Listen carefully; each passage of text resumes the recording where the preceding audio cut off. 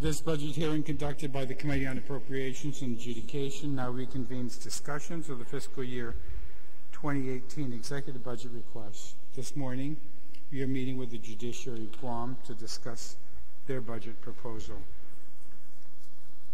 Madam Chief Justice, welcome. Thank you. I'll just let you do your opening statement. Okay, thank you. Good morning, Speaker Cruz, Vice Speaker Chalahi, Senator Ogden, Senator Torres. Present with me today are the other two Associate Justices, the Administrator of the Courts, John Lozama, and Mr. Chris Budasi, who's our Controller. We strive, and Robert Cruz, the Deputy Director. Also, the other Deputy Director, I understand, is doing the slideshow, but he's also present. That's Mr. Gumatato. We strive to be good stewards of the public resources given to us. We are here to ask you to appropriate the funds we need to administer and provide accessible, efficient, and effective court services. The judiciary has an innovative and professional workforce committed to providing the highest quality of justice services and making our branch a model of judicial excellence. In the past year, we have taken on challenges to improve the criminal justice system, to serve our youth more effectively, and to reduce recidivism rates for adult defendants. We began renovations of our facilities, we are upgrading our computer system, and we are facing head-on the security concerns of today's world. You will be pleased to learn, Mr. Speaker, that the Court acted on the challenges and concerns raised at the last budget hearing. One example stands out. The number of pretrial detainees at the Department of Corrections is down significantly. Mr. Lozama will explain how that came about. We leave to you a policy decision on how to reduce the pretrial detention population further. Present to make the budget presentation are the Administrator of the Courts, John Lozama, Controller Chris Budasi, the Division Heads and Managers, to answer any questions you may have of us. Thank you, Mr. Speaker. Thank you, Madam Speaker. I want to recognize the two former Chief Justices. Quite a collection here. And congratulate you, Mr. Lozama, on your new position. Thank you, Speaker. Why don't you go ahead and make your presentation? Sure. Today, Speaker Cruz, Vice Speaker Chalahi, Senators Ogden and Camacho Torres. Thank you so much for this opportunity to present the Judiciary of Guam's budget requests for fiscal year 18. Our budget submission, as approved by the Judicial Council on April 27th, is in line with our mission, vision, and core values to administer justice, upholding the law, resolving disputes in a timely manner, and providing accessible, efficient, and effective court services.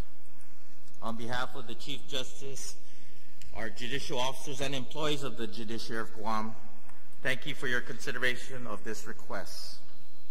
Our FY18 budget is aligned with the Judiciary's 2016-2019 strategic plan of pursuing excellence.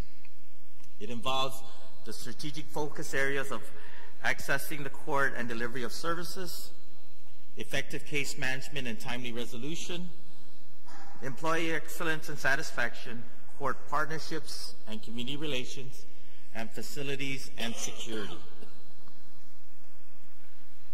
This slide is a breakdown of the Judiciary of Guam with our two core functions under the Supreme Court of Guam and the Superior Court of Guam. Our General Administration section provides administrative support functions to both the Supreme Court and the Superior Court, while our Court Services section provides law enforcement education and treatment services to all individuals involved in the criminal justice system. As you can see from this slide, the Supreme Court of Guam handles the administration of the judiciary, appellate reviews of final judgments, to name a few. In 2016, the Supreme Court received 51 filings and issued 41 opinions, topping the previous year by 1 opinion. Our Superior Court of Guam handles civil, criminal, domestic, juvenile, and probate cases. In 2016, the Superior Court received 15,057 case filings. We did see a significant increase in the number of child support case filings, up from 170 to 356. It is also noteworthy to mention that the total number of traffic filings have gone down significantly, from 11,787 in 2015 to 8,023 in 2016. In January of 2018, our judicial officer assignments for our therapeutic courts will change. Presiding Judge Alberto Lamarena III will oversee the DWI court. Judge Michael J. Berdalio will oversee the juvenile drug court. Judge Anita A. Sokola will oversee the adult drug court, and Judge Maria Senzon will continue to oversee the mental health and veteran treatment courts. All judicial officers will continue to oversee general jurisdiction cases to include civil, criminal, domestic, juvenile, and probate cases. Not changing in FY18, the judiciary will continue its ongoing efforts, assisting our island with the continued probation reform. We will establish a number of new therapeutic courts, pushing out our civil reform efforts and our CASA program. We also have a number of planned and proposed capital improvement projects, which we will touch on the next couple of slides, and we seek your support for these improvements.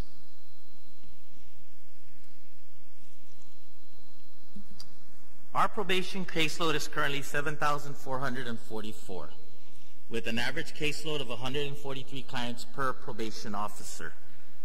This is down from 200 last year. Although the national average, recommended average, is 120 clients per officer, probation reform efforts have yielded a continued reduction of caseload averages, and we are working to further reduce caseload averages per officer with the implementation of evidence-based practices. This includes the implementation of a risk needs responsivity assessment tool, the establishment of caseload supervision standards, and conducting specific training for our probation officers in evidence-based practices. In December of 2014, the Office of Public Accountability released a report for the Department of Corrections. That DOC had an overall population of 700, with almost half the population being pretrial detainees. Over the past 2 years, the judiciary has focused our efforts to verify and confirm the findings to reduce the number of detainees at the Department of Corrections. With the implementation of a pretrial risk assessment tool, the magistrate judge now has additional information to assist him or her with the decision to release or remand an individual based on risks, the ability to make all court hearings, and more importantly, to protect public safety and foster trust in the judicial process.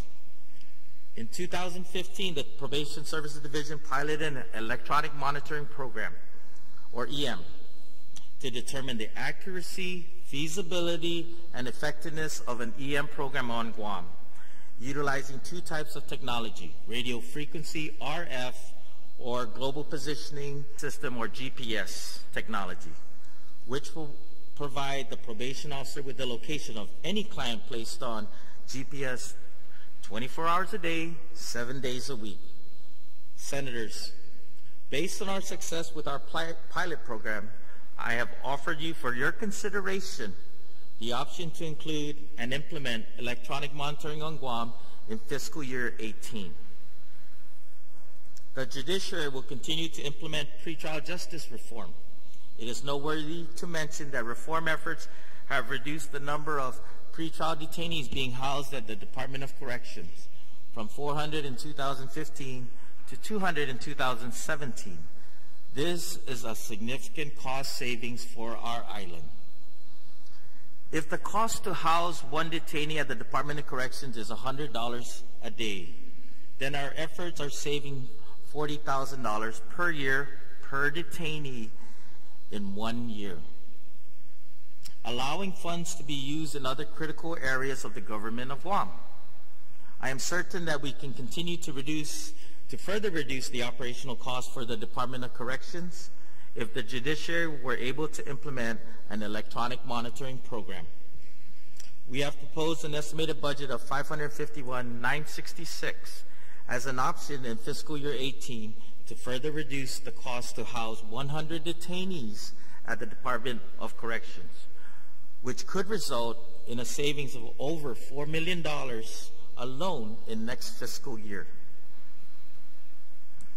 The Judiciary of Guam is excited by the results that improving access to treatment is seeing gains in our adult probation office and our adult probation population. In collaboration with the Guam Behavioral Health and Wellness Center, specifically the agency's Substance Abuse Unit, we are improving access to treatment by conducting substance abuse assessments. Historically, a referral will be made for an assessment. Given the shortage of personnel at Guam Behavioral Health, they would have to wait 1 to 3 months for an assessment. Once assessed, the client will have to wait until the next available education or treatment program is available, which means that from sentencing to treatment, the wait time to be a part of a program, education or treatment, could be as much as 6 months. Improving access to treatment is a critical component to improving positive outcomes in clients.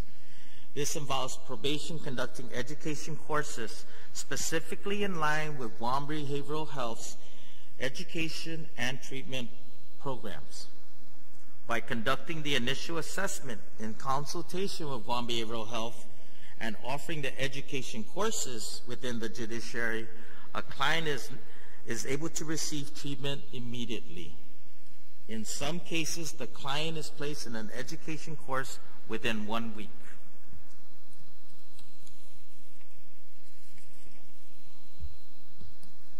I can tell you that the juvenile justice reform, which we launched nearly 2 years ago, has shown the most improvements.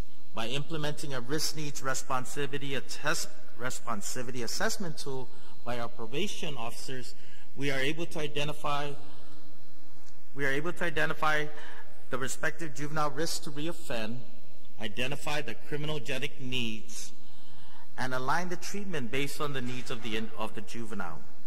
The preliminary results from our reform efforts have shown a decrease in recidivism rates in our juveniles from 60 to 30%. We will continue our reform efforts to further reduce the recidivism rate in our juveniles, with our juveniles. When we first started our juvenile justice reform, DYA's population was around 75 to 80.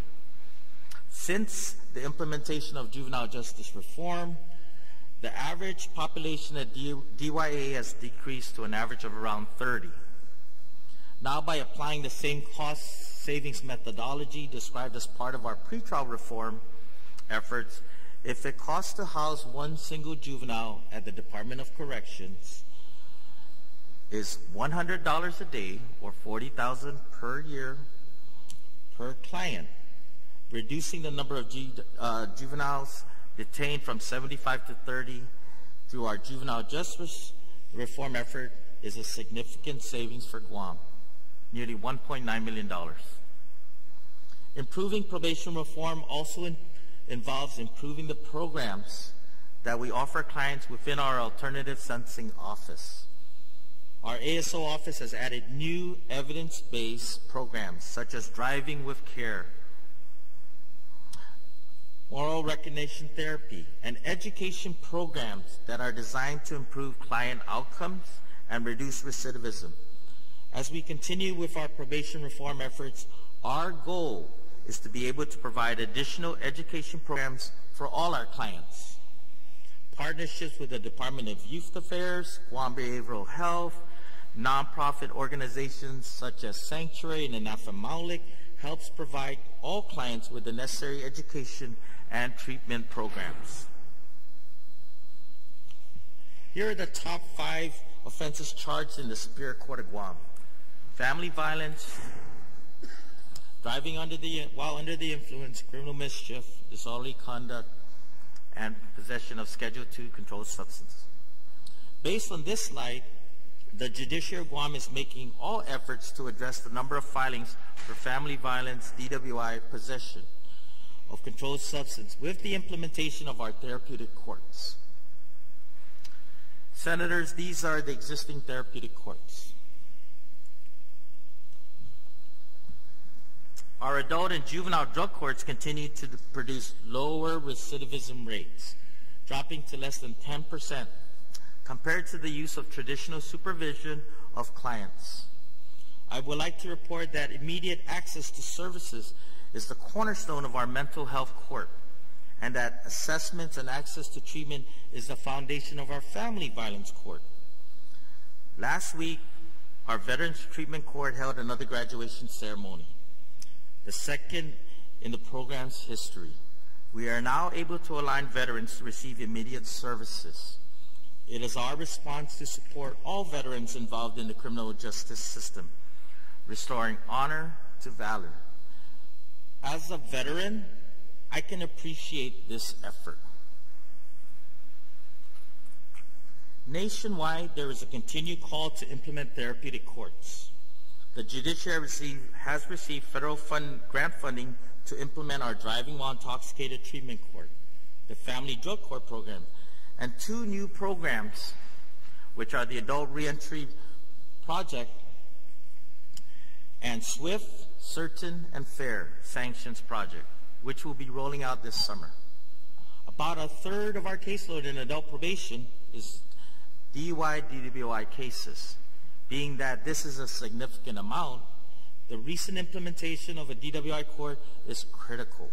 This court will utilize a therapeutic approach to DWI cases, emphasizing the use of evidence-based practices through the use of risk assessment tools, identifying criminogenic needs, and responding with appropriate education and/or treatment to all individuals.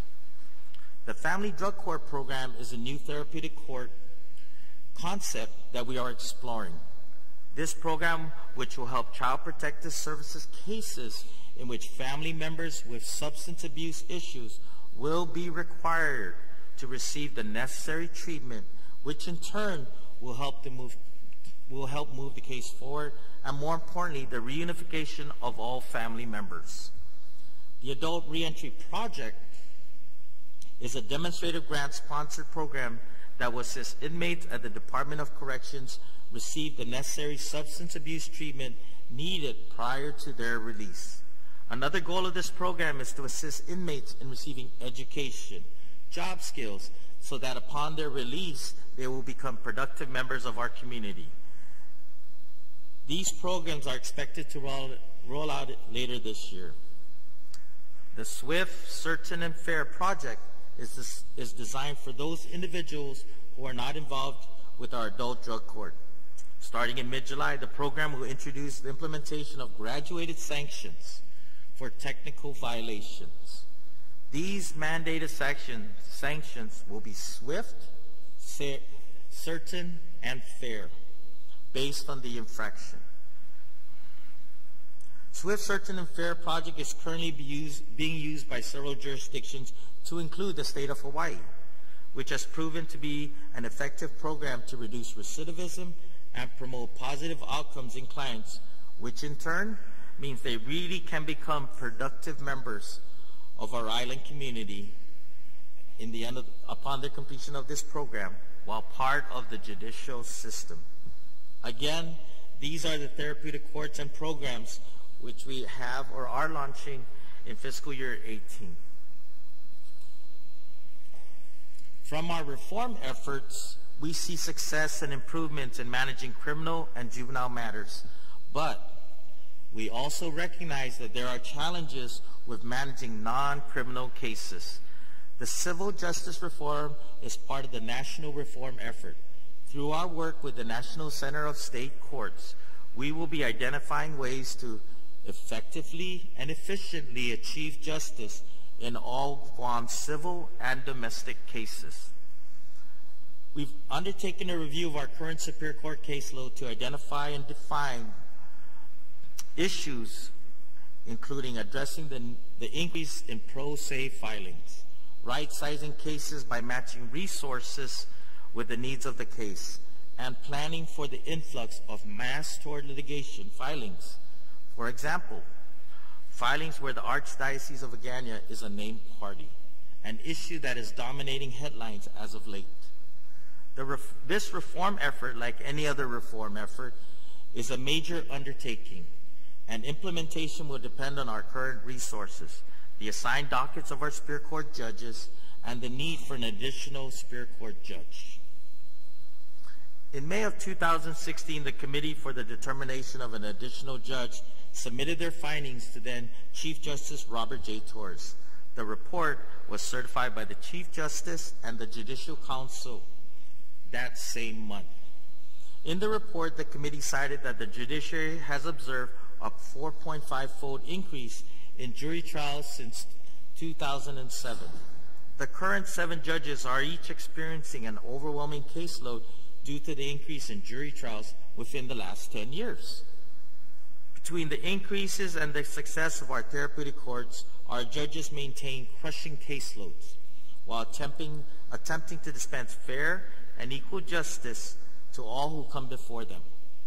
The ratio of judges to cases and the ratio of judges to Guam's population supports the need for an additional judge. Based on the committee's discussion and feedback from the Guam Bar Association, the recommendation is that an additional judge be appointed, that the new judge should devote a substantial amount of time to civil non-criminal cases, because the biggest concern is the fact that civil cases are being delayed to the detriment of those litigants and their counsels due to the fact that criminal trials and therapeutic court matters are prioritized over civil cases. We respectfully request that legislative action be taken to increase the number of judges from 7 to 8.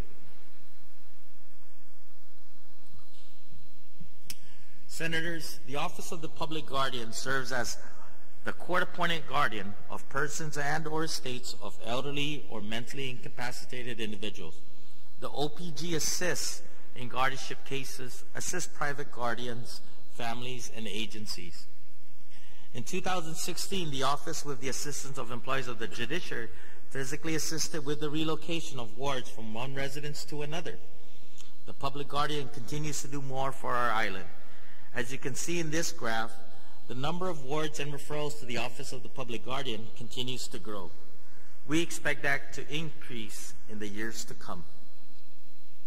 I am happy to report that the Judiciary of Guam has received a grant from the State Justice Institute to implement the National Guardianship Network's Working Interdisciplinary Network of Guardian Stakeholders, or WINGS program.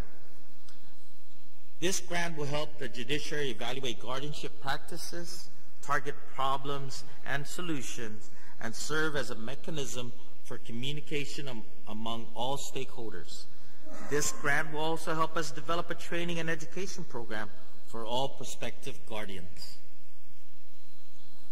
Additionally, as Chief Justice Merriman shared with you during her State of the Judiciary address back in May, we are planning to launch the Court-Appointed Special Advocates, or CASA program. This program will be comprised of trained volunteers who are appointed by the court to represent the best interests of the child in abuse or neglect cases, in and out of court. The judiciary will provide free training and staff support for these volunteers. Currently, there are approximately 9 attorneys who serve as guardians ad litems. Since 2016, these attorneys have provided services in 93 cases to 134 children. The success of this program will ensure that every abused or neglected child can feel safe, can have a permanent home, and can have the opportunity to thrive. Moving along, our capital expenditure plans for fiscal year 18 includes the repair, renovation, and acquisition of property to support our operations through the next 20 years. The next few slides will show you what we intend to do. Beginning with our Judicial Center, over the next several weeks, the center will receive a major facelift with the removal of roof tiles and roof replacement. The roof tiles, which were damaged by Typhoon Pongsanhua in 2002, in that time, they have also started to deteriorate and crack, which possesses a safety concern. High winds or potentially another typhoon, as predicted this year by the National Weather Service, will almost certainly cause the tiles to become flying debris, which poses a threat to individuals and nearby structures. Senators, we will be removing the tiles and replacing them with an energy-efficient insulated metal roof. Roof repairs will also include the replacement of our skylight, which over time has also shown wear and tear since the construction of the Guam Judicial Center. If we do not replace the skylight, potentially the skylight will begin to leak water in the rainy seasons to come. We are currently phasing in all repairs and renovation projects, to include the renovation of the Guam Historic Courthouse, which will eventually house our Supreme Court of Guam. Renovations will ensure historic preservation of the exterior architecture, and interior murals following the lead of the construction here at the Guam Congress Building. Phase 1 does involve the relocation of our Probation Services Division to the Route 4 building, and we are working on this effort as we speak. Renovations of the Judicial Center also includes an additional courtroom. We will be relocating our Management Information Server room to the second floor of our center to mitigate the potential flooding of our network. Additionally, we will renovate the third floor of our Judicial Center to house our General Administration sections, freeing up space to meet the needs of our Courts and Ministerial Division of the Superior Court of Guam. In 2015, the National Center of State Courts conducted a security assessment of the judiciary. One of the findings identified was that our maintenance office is in close proximity to our in-custody holding areas. The close proximity of our maintenance staff and in-custody defendants creates a significant risk of an incident. The National Center recommended that we relocate our maintenance office to one or more adjacent buildings to the Judicial Center, which is the reason why we are seeking to acquire property to relocate our maintenance office. We also need to acquire the leased parking lot currently being used by our employees. We need to ensure that we have adequate parking for our employees and all court patrons. Strengthening our workforce is not a catchphrase. It is our commitment to growing the capacity of the people who turn the wheels of justice. As you recall, we have since established our Judicial Education Center, which is being managed by our judicial educator and researcher. They oversee our learning management system database, known as LMS.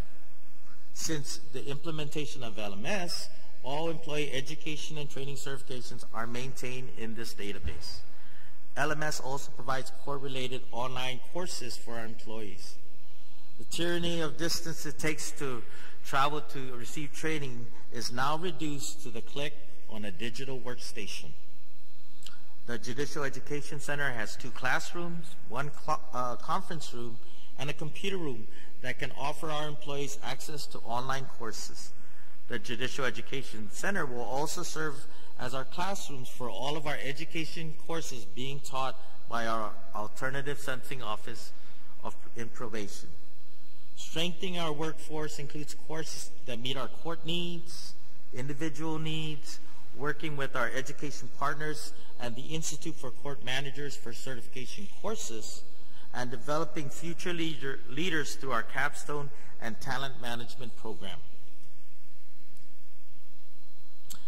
In 2016, the Judiciary, in collaboration with the Peace Officer Standards Commission and the Guam Community College, initiated our post-certification training cycle to ensure that all law enforcement officers within the judiciary meet the academic requirements for post-certification.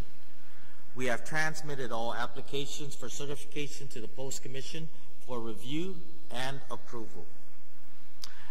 As for the physical fitness qualification tests, Our pass rate is currently at 60%, and we will continue to target individual physical fitness plans to assist our law enforcement officers in meeting the post standard.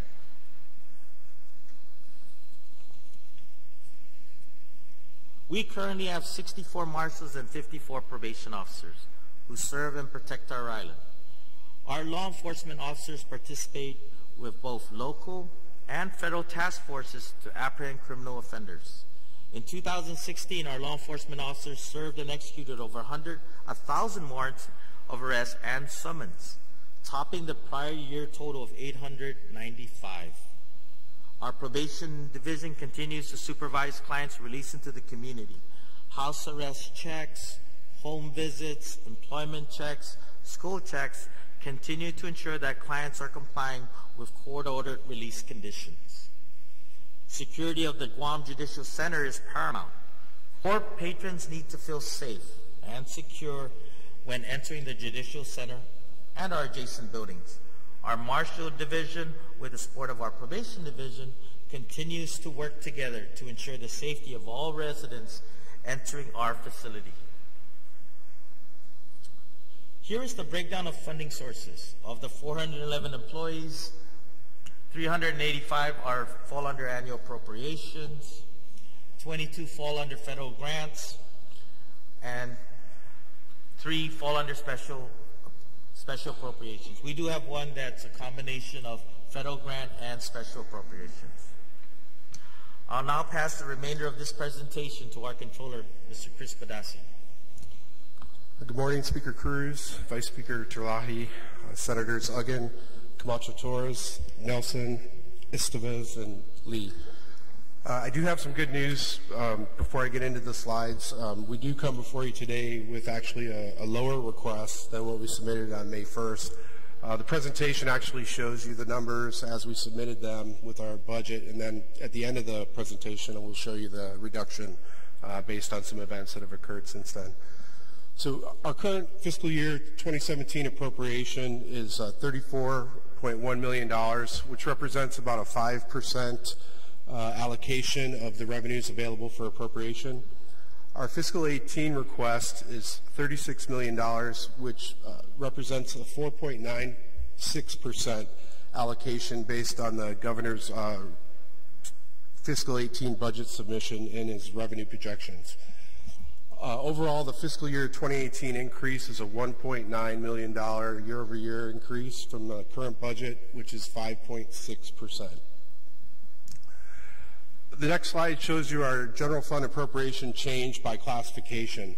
The majority of the increases for our budget request is coming from personnel and benefits, salaries and benefits.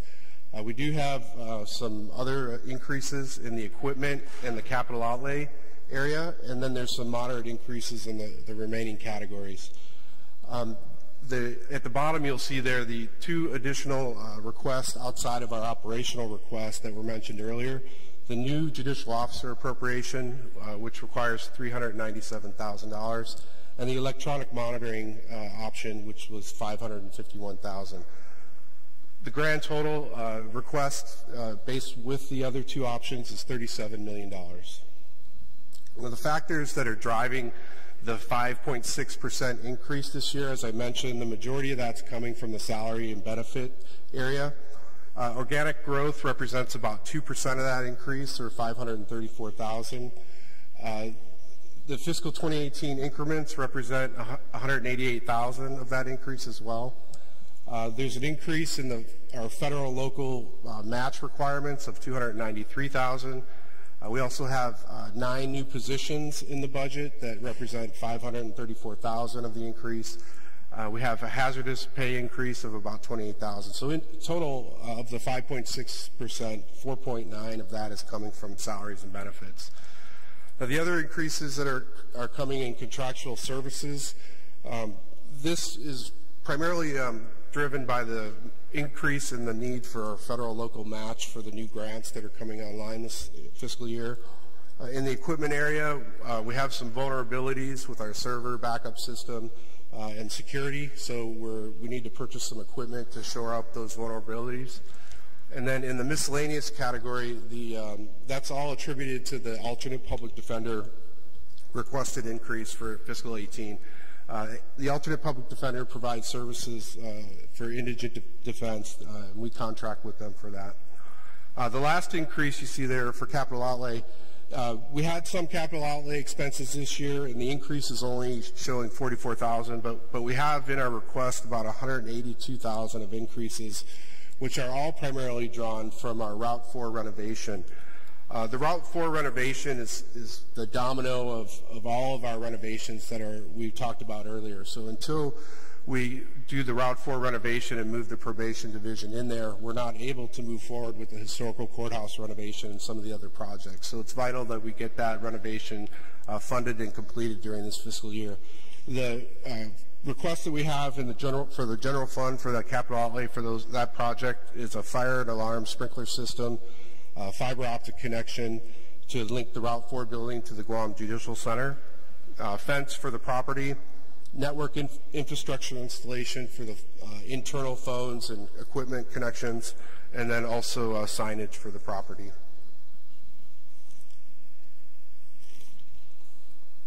The next slide shows the 6 new federal grants that are coming online in fiscal year 2018. These are the grants that were talked about earlier and have increased our need for a federal local match. You can see from the next slide that our federal local match requirements have increased by about $440,000 for the upcoming fiscal year, primarily driven by the salary and benefits line and the contractual services. The next slide is the additional judicial officer appropriation. As you can see here, the increase for that is primarily driven by human resource requirements and then some equipment, orientation, and other expenses. This is similar to the request we submitted last year for the 8th judicial officer. The next slide is a breakdown of the different expenses that we'll incur with the electronic monitoring. As I mentioned earlier, the plan is to have services available for up to 100 pre-trial clients. And these are all the equipment and consulting services required to get that program up and running. So in summary, our general fund appropriation request submitted on May 1st was $1.9 million. Since then, we've actually declined a federal grant, which reduces our need by $100,000. So our operational budget request for this fiscal year is $1.8 million, with the 8th judge and courtroom $397, the electronic monitoring $551, for a total of $2.7 million. The next slide shows the other funding sources available at the judiciary that we use for indigent services through the Client Service Fund, and also our building repair and maintenance and upkeep and leases with the Judicial Building Fund. As you can see from the slide, the Judicial Building Fund and the Client Services Fund have a downward trend for the last 3 years, primarily attributed to less traffic citations being issued. And then you can see there from the yellow graph, the federal grants, the big spike in the federal grants that are coming online in the next fiscal year. Our Judicial Building Fund estimated revenue collections for fiscal year 18 are $1.7 million. Approximately $1 million of that is set aside to pay for the loan principal and interest on our current loan, leaving a remainder of about $700,000 for expenditure. Of that, $500,000 is dedicated to our lease expenses, leaving a small amount for building repair contingency, an allocation for the Guam Police Department Crime Lab. In this year's budget, we have $50,000 for the Route 4 renovation, and then a few other expenses there. Lastly, the Judicial Building Fund support for the Guam Police Department. So of that $1.7 million revenue collection for the upcoming fiscal year, $600,000 of that will go towards the annual loan payment for the GPD Crime Lab. And then, of course, the $50,000 maintenance budget for a grand total of $656,000 of support for the Guam Police Department. This is about 38% of the overall collections of the Judicial Building Fund. Senators, rest assured that we will continue the strategic management of our staff and the administration of our courts. We will continue with system change through our reform efforts and expand therapeutic justice through the implementation of new courts and programs which will benefit our island. As the third and co-equal branch of government, rest assured that we will be good stewards. We only ask for your consideration and support of our fiscal year 18 budget submission. Mr. Speaker, if you or the members of the committee have any questions, we'll do our best to answer them. Thank you for giving us this time. Thank you very much. I was reminded that I failed to give my opening statement and was teased that since the judiciary was supposedly my favorite, I probably should give it so that it's understood. And for the listening audience, for some people that were upset about the fact that we insist that everybody be sworn in, we had some directors who were insulted by the fact that we asked them to be sworn in. I want everybody to understand the justices were asked to be sworn in.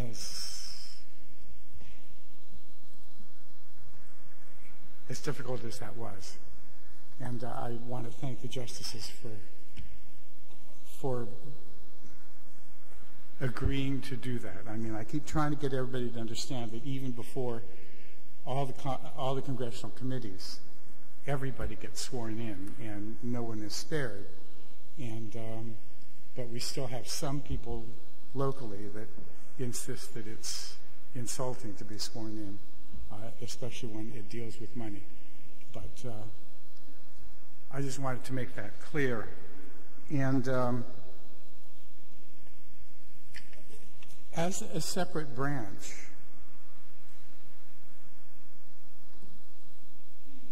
do you get 100% of the appropriation that we give, or that we appropriate from this legislature? Yes, Speaker Cruz. We are up to date with our allotments, and we have received 100% of the appropriations for the last several fiscal years. If you received 100% of the fiscal year appropriation with as many vacancies as there are, how much of a reserve do you have? Of a fund balance reserve? Or our fund balance currently is, I believe it's about $5.5 million, but several of that, a big portion of that is restricted for different funds that are part of that fund balance. And then we also restrict funds for a reserve of about $2 million of that. And then we also have reserve of 25% of our sick and annual leave accrual payables. So right now we have about $2 million in reserve for if we need it for operational expenses, but we're going to cut into that for the roof repair and renovation, which is about $1.7 million. So that's going to go down significantly this fiscal year. Well, that's why I prefaced it with that, because with some of the requests, it would seem to me that you have additional cash, because when I assumed the position of Chief Justice, they were ready to kill me for returning $500,000 in the reserve, and that was just the Supremes. So I know that there's substantial reserves, and so whether or not that can be carried to offset some of these requests that you're making, it would seem to me that you should be able to absorb some of that cost, because my reading shows that with the total vacancies that you had, there should have been 1.6 in vacancies that were funded, but yeah, the current vacancies you see in the budget request are, the people separate throughout the years or throughout the year. So we had some that have separated middle of the year, so we wouldn't realize all that, but it all drops to the fund balance at the end of the year, which I mentioned is currently at about $5.7 million after the 2016 audit. So we do definitely have reserves. I'll be happy to share with you the breakdown of that fund balance and what it's for the restricted parts, and then the parts that are available for appropriation, and then the plans for the use of those funds. Please, because there's much that you want, and I know like you're asking for the, and I'm trying to figure out why when you prepared the budget, you had the 8th judge afterwards, or at least in that last graph, or that PowerPoint. Mr. Speaker, we did that because the legislation that creates that position has not yet passed. So those 2 items we believe are still policy decisions that the legislative branch needs to make, whether to implement electronic monitoring or whether to add another judge.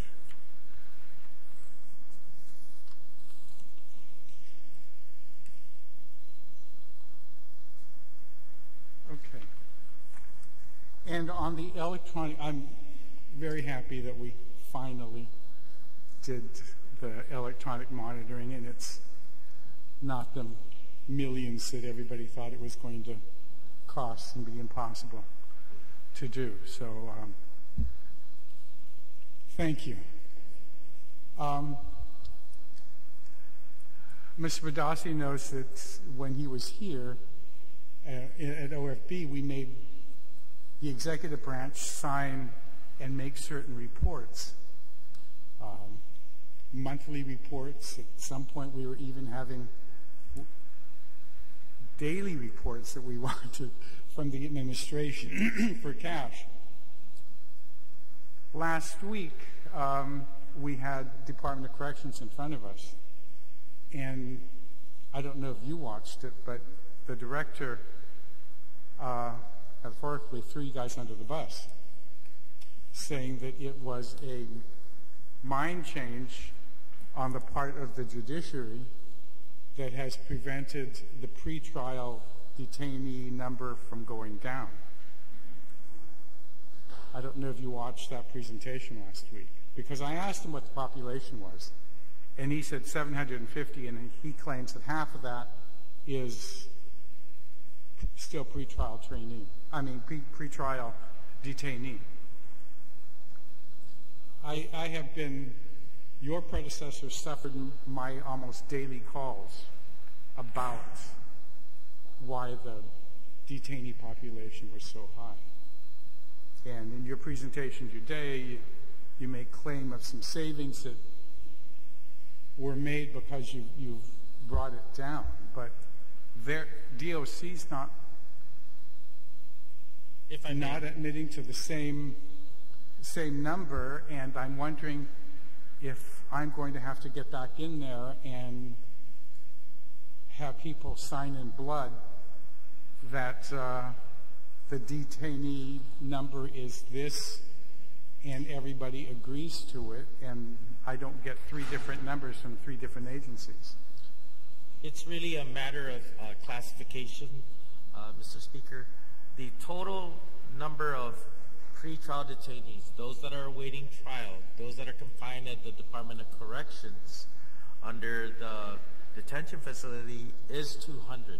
However, there are also detainees from immigrations, Customs and Border Patrol. There are also detainees individuals that are considered detainees because they are serving a sanction of 3 days, 1 week at the Department of Corrections. It's their classification. We've actually taken their list over the last 2 years. We've gone through that list and identified who are actually pre-trial detainees, those that are awaiting trial, those that are pending sentencing. Those are the pre-trial detainees that we are referring to. And what do they consider to be pre-trial detainees? It's a slew of those that are involved with the judicial system. Those are pre-trial clients that are awaiting trial. Those are also those that may be awaiting a deportation hearing. Those that are there for minor sanction for a week stay or 2 week stay at the Department of Corrections. That's how they do it. We actually took their list, Mr. Speaker, and we actually identified through our courts and ministerial, our pretrial office, the number of actual pretrial detainees that we have jurisdiction of based on the term pretrial detainees. Okay, because I think one of you may have stayed over when I did the Public Defender Service Corporation, and they wanted additional money, and they were willing to start attending the magistrate's hearings. And I told them that if they could bring down the detainee number, the savings, air quotes, that they would make from not having them up at DOC, I would gladly appropriate to their operations. But I'm still trying to figure out what's happening. But I'll deal with this. Sure. Just for your information, Mr. Speaker, the Public Defender Services Corporation is at the magistrate hearing. So there is a process that we have where our probation officers conduct the interview at the detention facility. They conduct the initial risk assessment. They provide that information through the magistrate summary report, the financial disclosure report, and the risk assessment scored to the magistrate. At the same time, the public defender is there to make the initial appearance for the detainees. So they are present at the magistrate hearing. And I jumped on him last week because they came in for their pre-hearing meeting, and I asked them how is it possible that we're still at over 300, or at least claimed by Department of Corrections, and they insisted that they were there, and they've made their presentations, that they've tried to see that the individuals are released, or at least can be released. And if we can get this electronic monitoring and we can get it started, I think that would really help. But I'm just still not understanding what's happening. There was your MIS division is having a $377,000 increase. Is that for the move, or is that for new equipment? The new equipment is about 90,000+ for the increase, and then we did have some moderate increases to our maintenance contracts for our enterprise resource system and our jury software system. And then I think the rest of that would be attributed to some new positions that we're implementing in that area based on an assessment that we had done by an outside independent consultant. How much of the reconstruction or the move are you absorbing with your reserve? Well, the move itself is supposed to be funded by our loan that we're currently in the process of trying to get, and so the only parts of the move that would be funded would be really none of it would be in this current general fund budget. The equipment that we're purchasing for that is actually for our backup system and for some security vulnerabilities that were also identified in that security assessment. So the move from the first to the second floor is actually part of our renovation plan and our $15 million loan that we're trying to secure. And what's the status of that loan? So the current status of that is we've put in an application with USDA for their direct loan program. Currently, we're waiting to hear from them whether or not there's funding available in the current federal fiscal year. Because of some timing issues and the uncertainty of the USDA funding for this year and for next year, next week we're planning to go out with an RFP which actually solicits 3 proposals. The first proposal would be a commercial loan for the full amount of the $15 million. The second proposal would be same thing, a $15 million loan, but with a 90% USDA direct guarantee. And then the third proposal would be for a construction loan for $6.5 million in the event that the USDA direct loan comes through. So we have 3 different tracks moving at this time to try to secure that loan. And the Vice Speaker was concerned. It's the construction and the And to pay down part of the judicial building fund. Correct. Currently, the remaining principal on the existing loan is about $6.7 million. So that would be retired with the new loan, by the new loan once it's taken. So that'll leave us about the difference of about $8+ million for construction and renovation. That loan's getting to be almost as old as I am. The current loan? Judicial building fund. Poor thing keeps getting rolled over. I'll allow the vice chair and then the vice speaker to ask questions.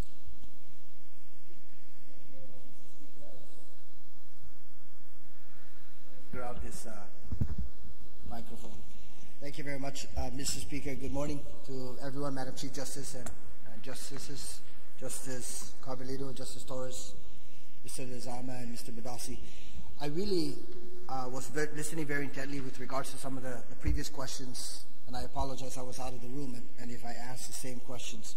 But in this particular case, I was more interested in your capital improvement projects, the acquisition of the parking lot, the acquisition of the additional buildings, and how you're going to invest the $8.3 million that you would acquire as a result of the refinancing of the judicial building fund loan. But most of the questions were answered during the course of your discussion right now. I guess my initial question would be with regards to your $2.5 million in federal funds. That's above and beyond the $7 million that you're presently administering. Correct. And then looking at your matching requirements, and then listening very intently to the speaker with regards to your reserve, and then looking at the entire request of the $400-some thousand or $397,000 for a new judge, and the $500-some thousand for the monitoring system. It comes down to the question that the speaker alluded to a little earlier in terms of the finances of the government. If, in fact, the budget is status quo, are you able to implement some of the initiatives that you highlighted this morning? Certainly, I think we could handle some of it. I think it would be probably easier to discuss if I was able to provide you with our plan for the current fund balance reserve. So, like I mentioned before, the roof project is going to take $1.7 million of that, and then our probation, the renovation of the Route 4 building is also not included in our $15 million loan application. So the renovation of that Route 4 building right now is projected to be about $640,000, which is probably more than likely going to come out of that reserve as well. So to answer your question, certainly we could handle some of it, but I'd like to share that fund balance reserve allocations with you so that you can understand that some of those funds are restricted. So we have various funds within the court, some of them like the federal fingerprint database funds that we collect, and there's about 6 or 8 other funds that are restricted. So those are actually part of that fund balance and can't be used for anything, but they're specified purposes. So that's why I'd like to share that information with you. So it's just that I guess in this particular case, when you're referencing fund balances, it would be cash in the bank, but restricted cash for specific purposes. So I think that would be very helpful information to the speaker and to the members of the committee and the members of the legislature, so that we don't look at it as a reserve. It's already a cash in the bank that is restricted for specific purposes outlined by the council or by the chief AOC in regards to how these resources are going to be expended. The other question I have is regards to the court-appointed special advocates. Now, I noticed that in your presentation, this is a new initiative, and it's certainly based on the explanation that was provided by the chief AOC and Madam Chief Justice. I hope you don't mind if I refer to him as Chief AOC. I'm so accustomed to him being the chief. But the Chief AOC referred to the court-appointed special advocates, and then the training, and these individuals are volunteers. But then there was a small caption just below that that is alluding to funding requirements. So what would that funding requirement be? The funding requirement is not that great. We have a case manager position in the current budget, which is total salary and benefits is about $57,000. That position would be dedicated for that program. There might be some other costs associated with it, but I don't think that they would be that great. And we didn't put anything else in the budget other than the case manager position. And let me just... if I could just interject. I've been very pleased because some attorneys who have a great deal of experience in this area of law have volunteered to be the trainers. So I don't anticipate that we will be spending a lot of money on the training part of it. Okay. And we also plan to administratively place the program under the public guardian, who has agreed that she would oversee the programs. So we're trying to do it at minimal cost. Thank you very much, Madam Chief Justice. Now, with the new therapeutic courts, DWI, we know the importance of that and how that's going to benefit the system. The family drug court, that likewise. The adult reentry, I know that that's an initiative that's been discussed over the course of the last 2 years. So it's good to see that in fiscal year 18, that the Judiciary of Guam is projected to implement some of these particular courts. The one question I have, and Chief AOC, perhaps you can respond to this, is the Swift, Certain, and Fair Sanctions Project, just so that myself and the members on the panel can understand exactly what that initiative is. The Swift, Certain, and Fair Sanction Project is as it's identified. If a client commits an infraction, a violation, let's say the individual tests positive, we will be developing a sanctions grid. For the first positive, it could be a verbal counseling. The second positive could be a written counseling. A third positive could be appearance before a judge. The fourth violation could be automatic sanctions at the Department of Corrections. So the sanctions are progressive based on the infraction. And so with Swift, Certain, and Fair, it is fair. Everybody will have an idea of what the infraction, what the sanction will be based on the infraction. And this has shown a lot of support in other jurisdictions wherein when the individual comes in and he tests positive or he doesn't report to probation, fails to go to counseling, they will know what the sanction is. And it's clear, it's swift, it's certain, and it's fair for all clients. So if two clients come in and they both test positive and it's both their second or third infraction, they're going to get the same treatment. Okay, thank you very much, Mr. Lizama. Two final points. One is the electronic monitoring. Thank you for providing that request in your budget, because $500,000 or $551,000 additional investment in that program for 100 potential clients certainly can translate into realizable cost reduction in other areas, whether it be Department of Corrections.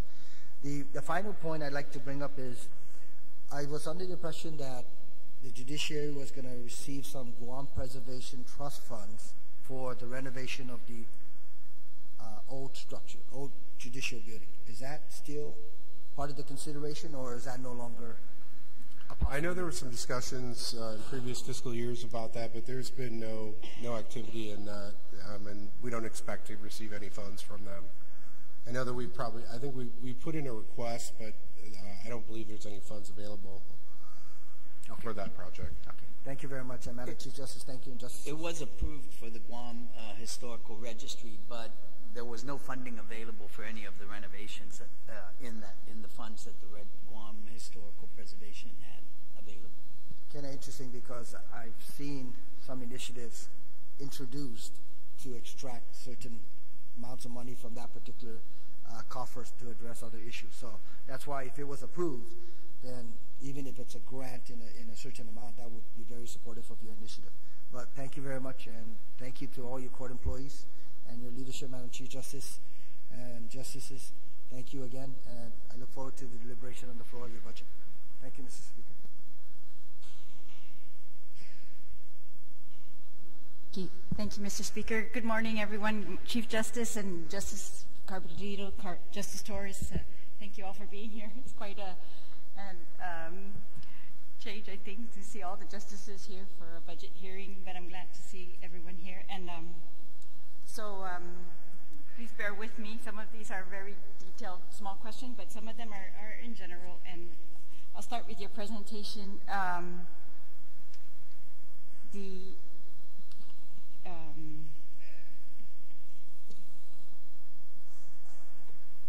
All right, some of these have been asked. Okay, that was one of my questions. Is so the judiciary intends to pay for the historic building renovation with the new loan, the refinancing? Correct. So the main projects in that loan are to retire the current debt. The largest expenditure will be for the historical court building. We've allocated $4.3 million for that renovation. The parking lot is $1.5 million. We've put aside about $700,000 for the move from the MIS from the first floor to the second floor, and then turning that area into an 8th courtroom.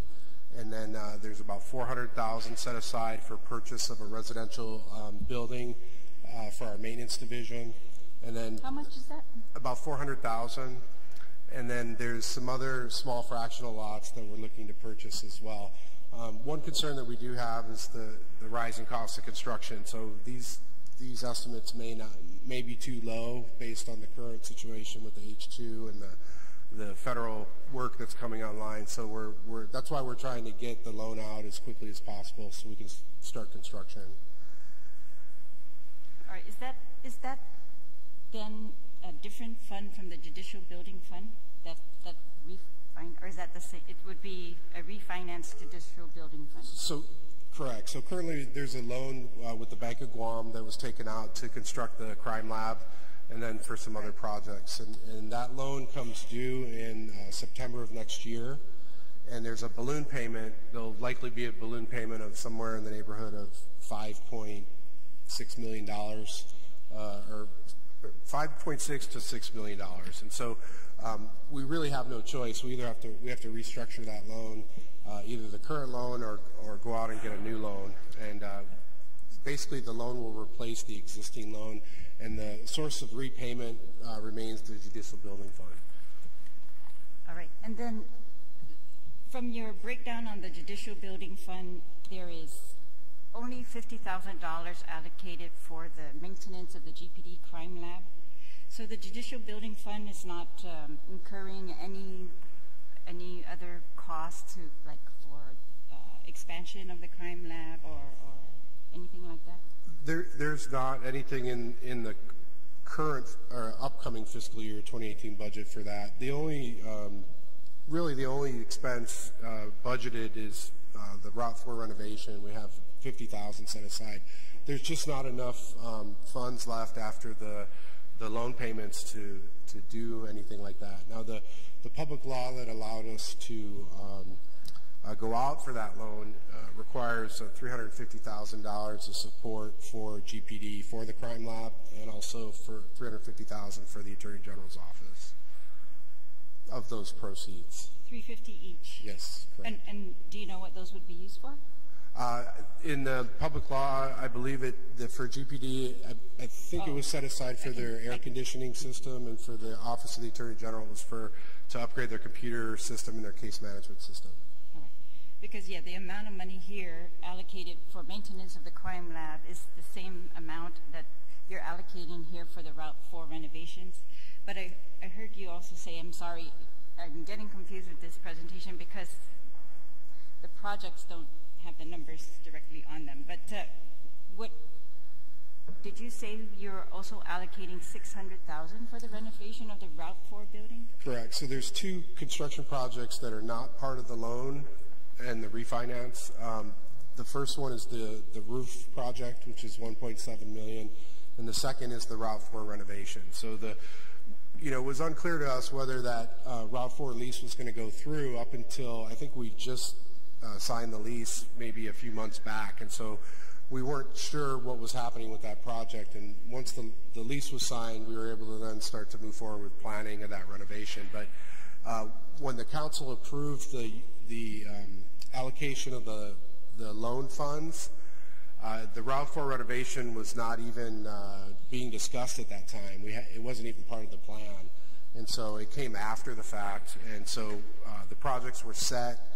Then we started to discuss how are we going to renovate the historical courthouse without moving the probation division out. And so that's how the whole Route 4 lease came to be. And then obviously when we took it over, there was major renovation that was needed. And so that's where that is coming from. And we would use our fund balance and any other resources we can gather to try to fund that renovation. So for renovation of the Route 4 building, you've got 640 from your reserve, your $2 million usable reserve? Correct. It would be from any way we can get it.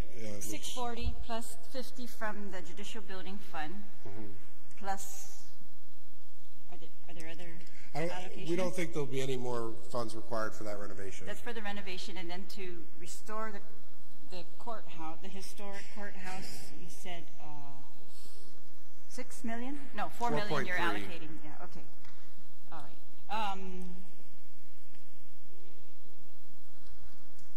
And then I know I had it on one of these sheets, but and then the purchase of the maintenance building is coming out of the loan. The loan. Okay. So the projects in the loan are the historical courthouse renovation, $4.3 million. The purchase of the extended parking lot, $1.5. The residential house, $400,000. We've got the move from the MAS is about $700,000 allocated for that, and then we have, I believe, $200,000 or $300,000 set aside for the purchase of fractional lots. I don't know if I'm the only one that those are huge expenses. I mean, expansion, I guess. Yeah, and in comparison to what we're allocating, I guess, for the GPD. It seems, well, I'll look at that separately, I guess. But okay, what about the, can you remind me what this equipment, non-capital items increase is for? Sure. That equipment is for our MAS division. We need to purchase some additional equipment for our enterprise backup system and some security upgrades as well with our firewalls.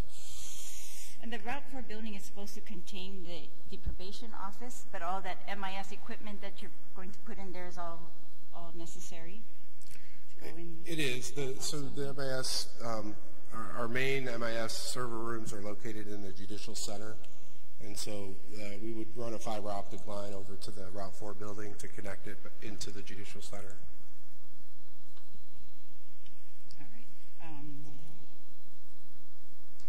On your electric monitoring program, I didn't read the report. I guess I'll take a look at that. You're saying it was a successful pilot program, and so the daily monitoring, it looks like the costs for the system are very low, but the monitoring service it's what constitutes the bulk of this. Who does that monitoring? Is that a contract or is that? There's two ways to do the monitoring, Senator. One of the programs actually has our probation department handling the monitoring. The other is to contract that out to a vendor. And when we piloted the program, we looked at who was available on island and off island, and who was able to provide that services. So the vendors locally have all stated during their presentation and our pilot that they're able to do the monitoring for us, but there will be a fee. Or they can set up the service in collaboration with our probation department and have our probation officers monitored. With the latest technology, we're actually able to do it within the judiciary, do our own monitoring. We would just need what we would consider EM control room, and that will have, if we go GPS, it'll have either a Bing or a Google map available, and we can track the clients 24/7, 7 days a week. If we're doing the RF or radio frequency, then we will get notice that the client is away from the residence if they're placed on house arrest. All right. Well, that's what I'm saying. On your slide, the cost for the RF signal tracker is only $42. The GPS tracking is $35. The startup cost for 100 clients, $10,000. Equipment rentals, $10,000. Consulting services, $60,000, and then daily monitoring service for 100 clients is $365,000. Is this, what was this planned on? Is this a contract price, or is this to hire new employees, or what? No, what is this? that is strictly the cost. It used to be $10 a day for daily monitoring, and based on our pilot, that cost has actually gone down. So the daily monitoring services for 100 clients will go down based on whether or not they're on GPS or radio frequency. That is an estimate. That is based on a pilot we did 2 years ago. So part of our process is we'll put out, if we're given the funding, then we will put out a request for proposal, get the bids, and ensure that we get the lowest price for electronic monitoring. This cannot be done by like pre-trial officers? Yes, this will be done by our pretrial officers. If we make a decision to have our pretrial officers do it, or if we make a decision to have a vendor conduct the daily monitoring. And that's based on what we put out on the request for proposal for electronic monitoring services. That's what we would do, is go out on a bid for the services and develop the scope of work, and then receive the bids and review them. Is it possible then to reduce that $365,000, or it's not possible? Can I just add, we don't have the equipment to do the GPS and do all that. And that's what that cost is for. It's for the daily monitoring, that it's for the ankle bracelet, and then being able to signal to the GPS and then report back to whoever is going to do that monitoring, whether it's our probation unit or contracted. All right. Is that report available?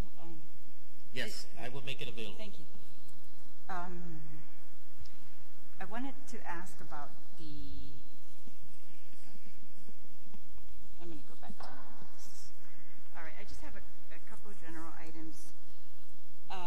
On the client services, I think one of the new positions. Can you remind us what new positions you are asking for? Sure. Of the 9 positions, there's a senior judicial therapist, which would be for the client services division. There's a case manager that I mentioned earlier for the CASA program. There's 2 deputy marshals, MIS project implementation and quality assurance position, management officer, fiscal assistant supervisor, a judicial intern, and a court paralegal. All right. Yeah, I guess one question I have is just on these in client services. Under client services, there are many therapists, and you're asking to hire a senior judicial therapist. Actually, there's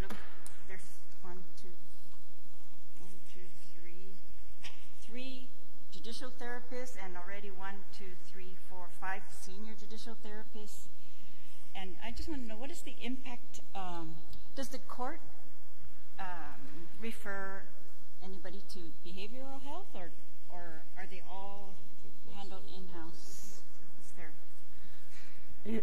If we may, Senator, the administrator of that service will answer your question, Virginia Yashahiro. Hi, Virginia. Hi. If you can please repeat the question. I just want to know, what is the relationship, I guess, between this client services and behavioral health? Are all the cases referred to therapists in-house?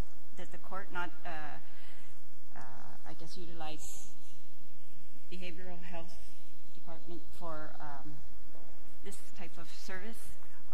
Yes, we do make referrals to Guam Behavioral Health and Wellness Center, It really depends on the seriousness of the client's emotional state. For the most part, particularly with juvenile cases, unless they're seriously emotionally disturbed, Guam Behavioral Health and Wellness Center, for the most part, won't see the non-serious cases. So you refer the most serious cases to behavioral health and handle all the rest? Yes, particularly those cases where they're in need of medication. All right. Is there a reason we're asking for a new senior versus a new judicial therapist, I guess? It's just because the rates are pretty high. Yes, well, it's a $10,000 difference between a junior therapist and a senior therapist, but I myself continue to hold a caseload, and I'm the administrator for the division. The kind and quality of cases that are coming through the courts are the more serious cases. So, in terms of child, criminal sexual conduct, child sexual abuse, domestic violence, those are the kinds of cases that we work with at the court. They may not necessarily be the cases that Guam Behavioral Health and Wellness Center will serve. We've also been having more cases that involve parenting issues in domestic cases, and those cases tend to require a senior therapist to handle.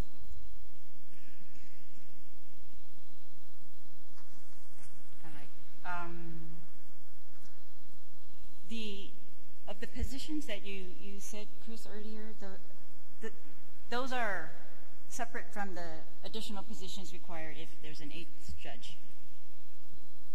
Is that correct?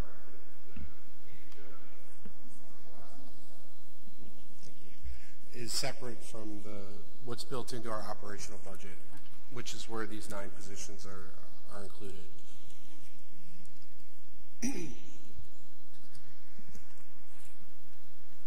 And on the Justice Corps program, I thought this was a federal program. So that earlier I'd mentioned we had a reduction to our budget, the $100,000. That's because of the Justice Corps program. So we were awarded a grant for the upcoming fiscal year, but we've actually ended up declining the grant due to some circumstances of the program itself and how it basically what happened was a lot of the services that the Justice Corps were doing at the judiciary, we were informed that those services are no longer are allowed to be part of the program, I guess. And so we just don't have enough things for the Justice Corps members to do to get them to their 900 hours or their 1,800 service hours to get their educational credit. And so therefore, we thought it best that we decline the grant for this upcoming fiscal year. Okay, sorry, I found my other notes on the Judicial Building Fund and from your original packet, and I just wanted to ask, so the Building Fund expenditure proposal also indicates off-site record storage lease, Northern Court lease, library lease, maintenance equipment, courtroom, and this document management. What is that, document management, and why is it being it's an allocation paid out of the Building Fund? Well, there's 2 things in the budget that are related to document management. One is we have a lease agreement for a part of the building that also houses the Public Defender Service Corporation. In there, it's our off-site storage where we keep all of our records, our paper records. And then that lease is built into the rental agreement line or contractual in the budget request. And then we do have a small allocation for document shredding. And because of the huge volumes of documents that the Corps produces, and we have a record retention program where we move records out according to that record retention policy. And it's just a huge volume of shredding. It's not something we could do on our own at the court. So it's just for contractual services to shred documents. It's about $10,000, I think, in the current. Those are all appropriate out of the Judicial Building Fund? Correct. And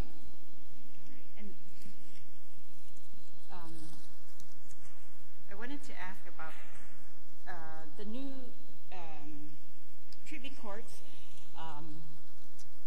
think there's no debate about, you know, what they're intended to do, but I just want to know, it's my understanding that these treatment courts take more time from the judges, and I wanted to know, what do you think when we say we need another judge because the judges are very, you know, their caseload is very big? Is it really because of an increase in criminal cases, or is it an increase in our treatment courts, or what do you think that really is?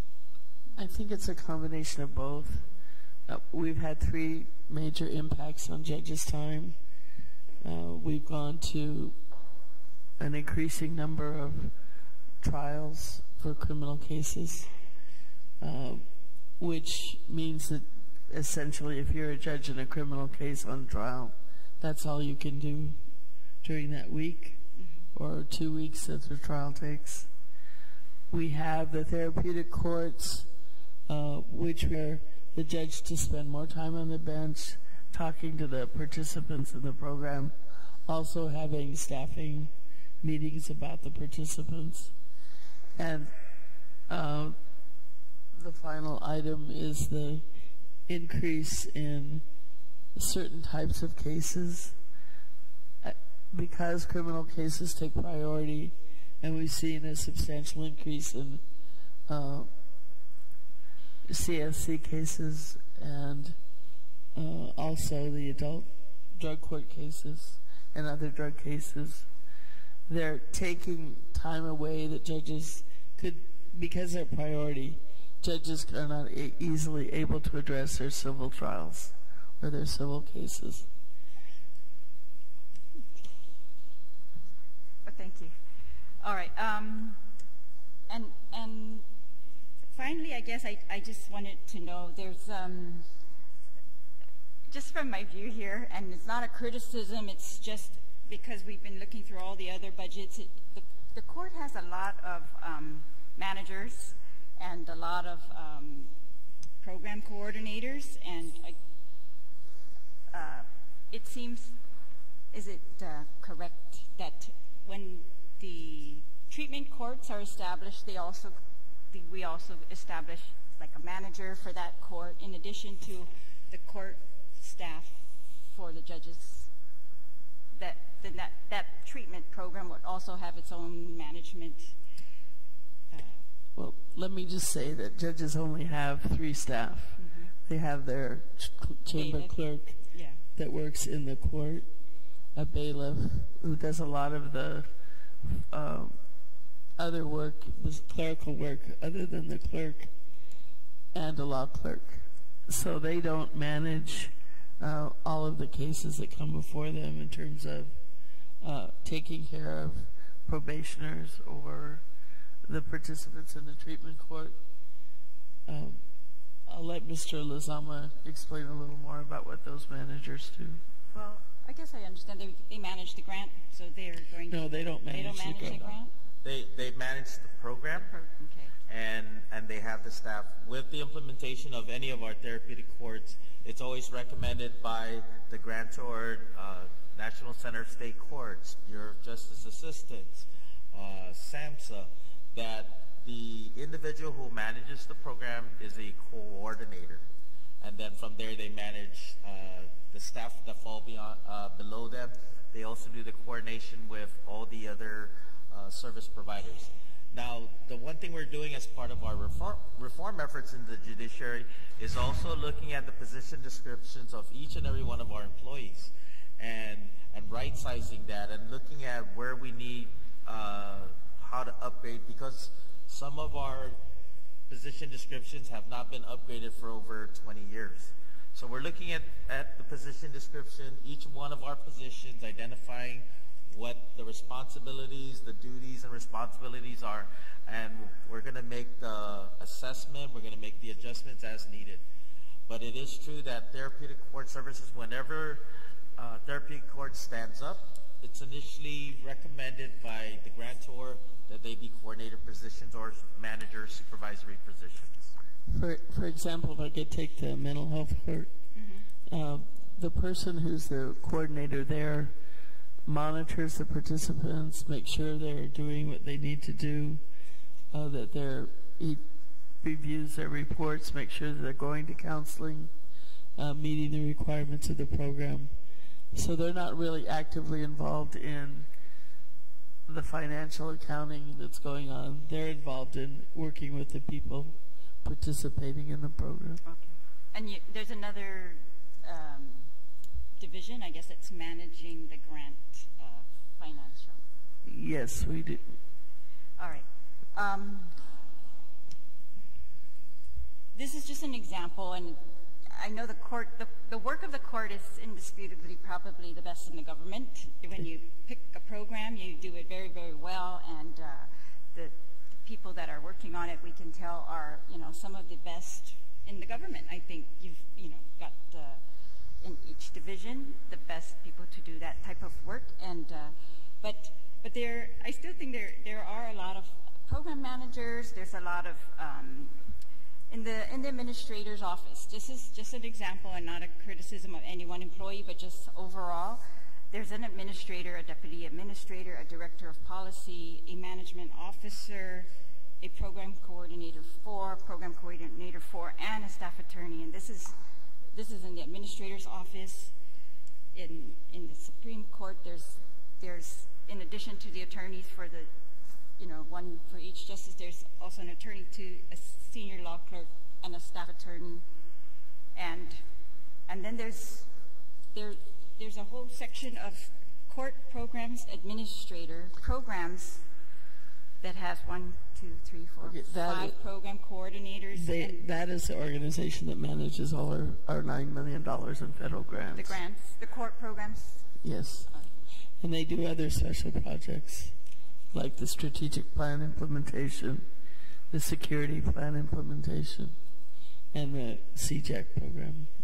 Well, it's just an observation. It's not something that I can dissect because it's, it's your branch and how you operate, but it's just an observation for me that I just wanted to share with you that when I look at the executive branch, of course there are a lot of program coordinators that sometimes we think, what do they all do? And I just wanted to know if there's any overlap, if there's any way, to reduce because like the cost for an 8th judge is not really much when you look at it, when I'm looking at the figures that you've presented, and so I just was wondering if that could just be absorbed by the court right now.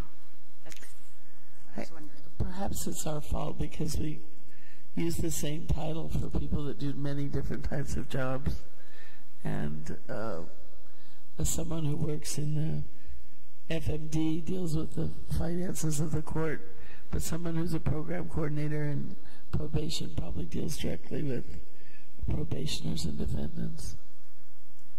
All right. Oh, and finally, this is just a minor question, but the public defender's budget is separate, but the alternate public defender is incorporated here. And do you recommend that continue to be like that, or is... There are people in the judiciary that would like to see the alternate public defender's budget move to the public defender. But the way it started was a need to provide indigent defense, and we had at that time a contract with a private law firm to appear in the cases where the public defender had a conflict. And it was more cost efficient to create the alternate public defender's office and pay them through the court. Do you still think that's the best way to do it? I mean, I guess compared to you still have to utilize the private bar for indigent defense. Is there any improvement to that process that you recommend? We do have private attorney panels, but the number of conflict cases that go to the private bar is much lower. But you still have cases with, say, 4 or 5 defendants. So a public defender takes one alternate public defender, and you end up with a need for other private counsel, also for private appellate counsel. All right. I also had some questions about the recidivism rates that were presented, and I guess I'll just ask you those separate so we don't take up too much time here this morning. But I thank you again for all your assistance. May I make one comment? You were saying that only 50,000 of the judicial building fund. In addition to the lease, I mean the bond, I mean the loan payment, right? In addition to that, yeah. Because 38% of the building fund does go to the Guam Police Department.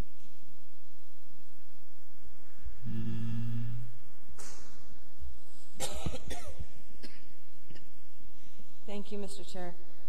Good morning, everyone. I just want to say thank you for your continued hard work.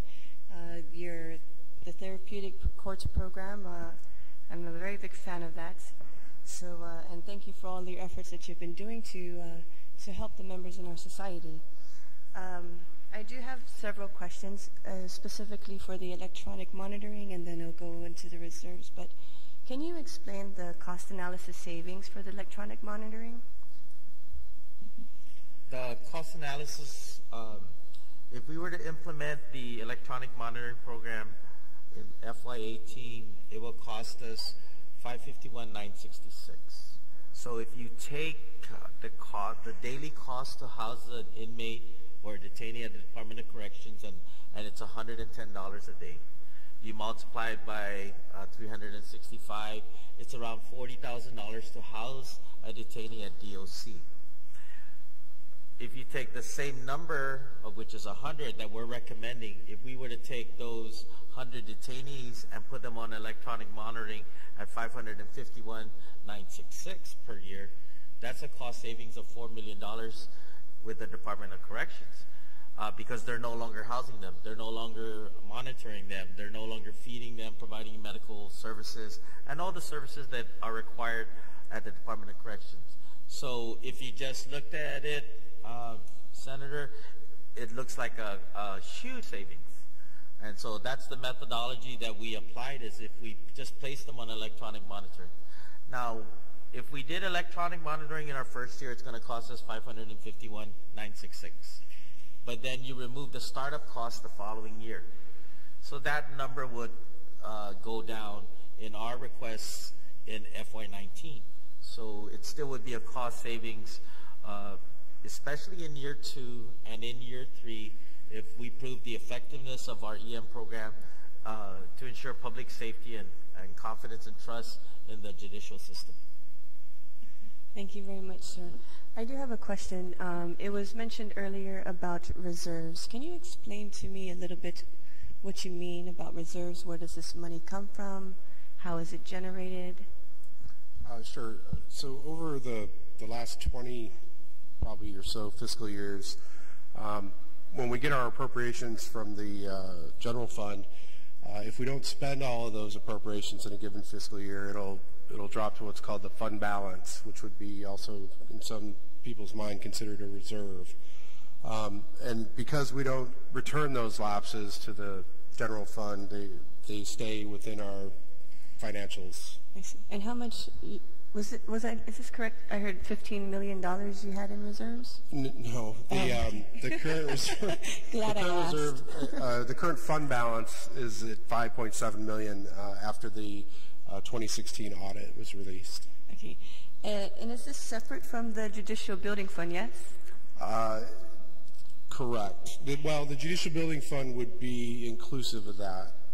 I see. Or what? No, let me take that back.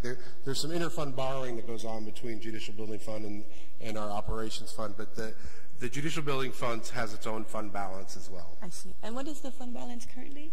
For the Judicial Building Fund, I'm not sure. I think the last time I checked, it was somewhere in the neighborhood of 400. I think after the audit this year, it's at 451,000. Oh, okay. All right. That's all I have. Thank you, Mr. Chair. Thank you very much. Ms. Mossy, I just want to mention that this is one of the most optimistic budget presentations that we've entertained so far. And my hat's off and kudos to the hardworking judiciary staff and to the leadership by Chief Justice and justices on the bench, as well as everyone. Mr. Lezama, congratulations on your selection as the AOC. And I just want to mention that many of the questions that I had wanted to ask were already asked by my members, but with anything, it gives us the reassurance to the community that there is an agency that has real tangible programs that affect their quality of life and their ability to regain their life after they've had some transgressions. So congratulations to everybody on continuing to do a good job and for giving all of us the confidence and for this very optimistic presentation. Thank you. Thank you, Mr. Chair, and I want to also just echo Senator Torres' comments. I want to thank you so much for presenting, for your presentation this morning and for all the work that you do for our community. I just have a couple of questions. As the Chair of Youth Development and we oversee DYA, I wanted to ask about your successful reforms in juvenile justice. It's my understanding that there might have been times in the past where we were detaining or holding in our custody as many as 75 youth, and that's compared to states like Connecticut, where they may have been detaining at the most 25 youth for the entire state. So it seemed that maybe Guam at that time may have been using detention inappropriately. Maybe we were inappropriately addressing prevention of abuse, pretrial or status offenses, but now thanks to the juvenile justice reforms, I understand that you've gone from 75 to much lower, and in your presentation it's we have a reduction in the DYA population. It says in 2015 the average was 75 to the current average of 30. But can you explain that a little bit more? Is that 30 incoming? Because that's certain. I don't think 30 is the population at DYA currently. The population when we presented this, the 75 was the average. DYA in 2015 averaged anywhere from 75 to 80. Sometimes the population at the Department of Youth Affairs goes up and down depending on, I would say, the season. Okay.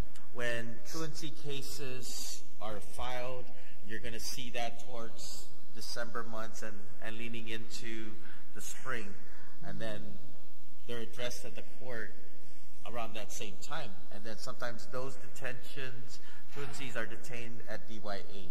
So the population can change. When we looked at DYA in 2015, they were averaging about 75. What we did as part of our juvenile justice implementation was the implementation of our risk needs assessment tool. So we take our pre-screening assessment. It's also in collaboration with DYA. We work with DYA. We assess the clients. And if they're low risk, we certainly recommend to the judge that they be released into the community. One of the biggest concerns is the mixing of our low-risk juveniles with our high-risk. And so what we want to do is, and we do this through the implementation of our risk assessment, is to address the risks, the needs, and recommend to the judges that low-risk clients should not be remanded at the Department of Youth Affairs. So that's where you see a decrease. The other thing we did in 2015 is we looked at the probation caseload, and we said, how many of our clients on juvenile probation are low risk? And so we worked it where we developed a program called Camp Koti. And with the implementation of Camp Koti, we used evidence-based programs like Play by the Rules. We also offered physical activities. We also offered social, pro-social activities for the kids. So we were able to take our caseload out of juvenile probation, identify it, and we took, I want to say, between 45 or, I could be wrong, and I apologize if I'm wrong, but we were able to take those kids, put them into a camp, Camp Koti, teach them play by the rules, teach them how to cook, how to clean, how to do household chores, how to positively interact with each other. When we did that, we recommended to the judge that they be, what is considered, their case be closed. And so we closed those cases, low-risk cases, and that has helped manage our caseload in juvenile. But it's certainly working with DYA with the implementation of the risk assessment tool. We're also going into the resource centers at DYA, Lagu, and everywhere, and we're providing play by the rules and evidence-based programs there, and helping share our resources with DYA for our practices in evidence base. Thank you. Yeah, I was on the sanctuary board for many years as the former board chair, and I got an understanding of the need to emphasize shelter versus jail and detention. So, for example, and the importance, like you stated, of needs assessment to address youth that may otherwise fall through the cracks without our attention to juvenile justice reforms. And we understand that jail or detention for youth could sometimes do more harm than good, and so I really appreciate you kind of expounding on low risk versus high risk, and I want to just applaud everyone for the ongoing efforts to address juvenile justice reforms. With all of these successes, where is there room to grow, and how can the legislature assist? I'm particularly interested in maybe mental health services for youth. It's interesting that you bring that up, Senator, because that is an area that is being discussed as part of our juvenile justice reform. We do have juveniles involved in the criminal justice system that have a condition that needs to be addressed through the Guam Behavioral Health and Wellness Center. And what we're looking at is assessing that population and determining what we need to do. How can we go about doing that? Do we look at implementing a mental health court or a Guam Behavioral Health Court for our juveniles? But we are going to look at the numbers. Yes, we talked about it earlier about how we're implementing all these courts and making sure that they're efficient. And we'll certainly look at addressing the mental health needs, or rather, I like to refer it as the behavioral health needs of our juveniles through the implementation of a new court. We'll see, we'll look at our numbers, we'll look at the needs, and then we'll make the recommendations. Mrs. Masi. May I add? Sure, Chief Justice. There's two areas that I've had particular concern about. One is there really is no effective planned drug treatment program for juveniles. Also on Guam, we have a very high incidence of juveniles who abuse alcohol. Similarly, there's no real long-term plan, and treating alcohol addiction is extremely difficult. And I've come before this body a number of times and asked for implementation of programs to address addiction in juveniles. The other area of concern that I've had is DYA used to have shelters for juveniles that were homeless or could not stay at home but were not delinquent. At this time, those shelters have closed. To my knowledge, there are no shelters available to the youth on Guam except the private sanctuary or similar situations. And I think those are areas where work still needs to be done. Thank you. Well, I look forward to being a partner alongside with my colleagues in moving that forward. And we addressed a number of the treatment courts. Could you tell us, maybe, I had the opportunity at the Guam Chamber of Commerce. There was a presentation done on the Guam Veterans Treatment Court, and there was a client that gave a testimony about going through the court, and it was really inspiring. But since that time, I'm not sure if your numbers have changed. So could you just share with the body and with the public, how many veterans have you served in the Guam Veterans Treatment Court? I believe currently within the Veterans Treatment Court, there are 27 veterans involved in that court. We have the capability to expand those numbers. One of the biggest concerns is the veteran. We need the veteran to be able to accept and want to be in the program. I'm a veteran myself, and I appreciate the Veterans Treatment Court and the services that it provides, but every veteran is different, and every veteran will have the option to go through this Veterans Treatment Court, which is a therapeutic court, or whether or not they just want to go in the traditional path of the case.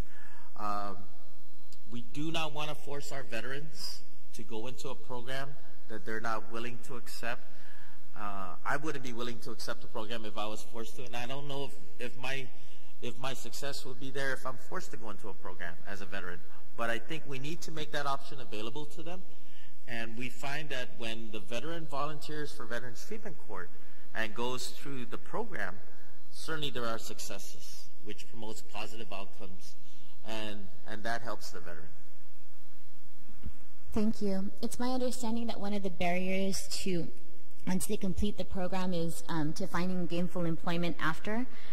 So I just wanted to ask, how has the Department of Labor's American Job Center partnered with unemployment services and counseling for veterans served by the court? We are actually looking at partnering with the Department of Labor specifically for job placement, resume making, interviewing skills, and all those things as part of our therapeutic courts. We're going to try to apply that, especially with our adult reentry court, those coming out of the Department of Corrections. But we'll certainly look at how we can apply that to all the other courts. When we initially put out and apply for the grant, the scope of work is already specified, and we need to follow that scope of work, what's approved by the grantor, and so that's what we'll do. And anything that we need to make adjustments on, then we'll request for their approval to make any adjustments on the scope of work as initially put out. But we'll certainly look into that, Senator, and thank you for bringing that to our attention. Absolutely. Thank you very much. In the presentation, you were referring to federal grants, and you reported that $9.5 million of total grants are administered. And there was also a section where you indicated $100,721 less declined grant match. So I just wanted to ask which one that was. That was our Justice Corps grant, part of the AmeriCorps program. And do you indicate any other federal grant funding, or I'm sorry, that was a choice of the judiciary to not move forward with this grant? Correct. The grant was awarded for fiscal year 2018. The federal funds for that grant that we were awarded was approximately $310,000, which required a local match of about $100,000. And after consulting with the program manager in the executive branch, who subgrants that to organizations through Serve Guam. Through Serve Guam, it was determined that we weren't going to pick up that grant for the upcoming fiscal year. Okay. One last question. Could you tell us a little bit about the MPA Judiciary Program through the University of Guam? I was honored to be a part of at the graduation of the first cohort. So I just wanted to know what plans you might have to utilize this program to continue to strengthen the judiciary and just our overall workforce. Out of one of our first strategic plans, we determined we needed to improve the educational opportunities for our staff, and we hired a judicial educator, Dr. Fee, and I have to give him credit, he went to the University of Guam, asked them to do a master's in public administration with an emphasis on judicial administration.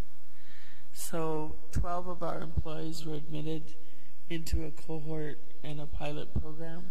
We're very proud that all 12 of them completed it. We have asked the University of Guam to do another program because we still have about 20 employees that would like to do that. However, the feedback we've gotten from UOG is they're not able at this time to do it. We're continuing to ask them to do so. If they're not going to be able to do it, then we'll probably see what we can do in terms of not being able to have a whole cohort, but start supporting employees who want to get their master's degree. I appreciate that. Tzuz Masi, and thank you, Mr. Chair. Thank you very much. Just one last question to assuage the concerns. In your packet, in your appendix, you include a $2 million prior year obligation. That's not part of your budget request, is it? It is not. Okay. Just wanted to make that clear. Okay. Well, thank you very much. I don't know who's staying for the public defender, but the public defender will immediately follow. So for those of you that aren't staying for the public defender presentation, thank you very much for your presentation, and we're in recess until we take up the public defender. Thank you. Thank you.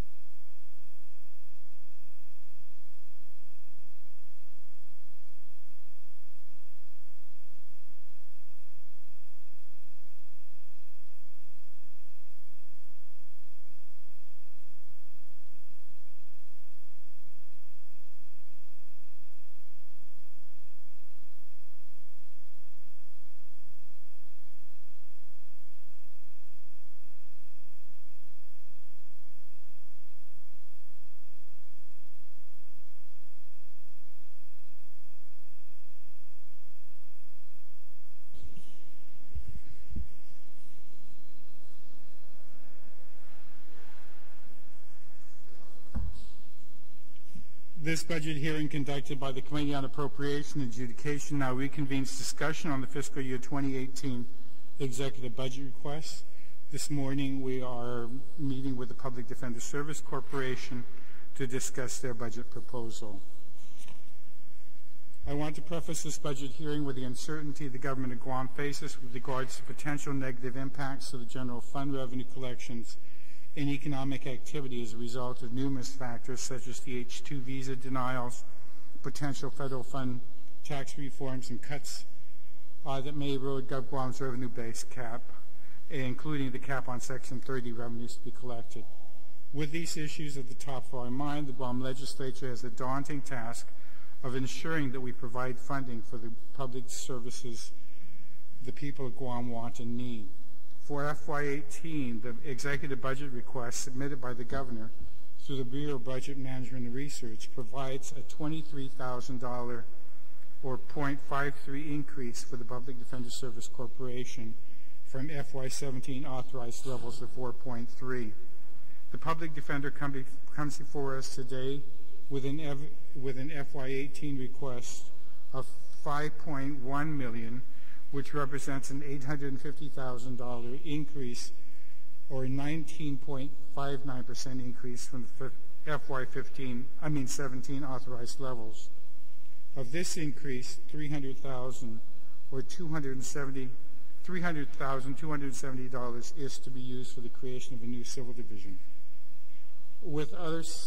As with other semi-autonomous agencies, I would like to begin this hearing with an update as to whether the Public Defender Service Corporation is owed any cash from the Department of Administration for prior year fiscal years, the status of current year appropriations, and the impact of these shortfalls for the department's ability to carry out its mission.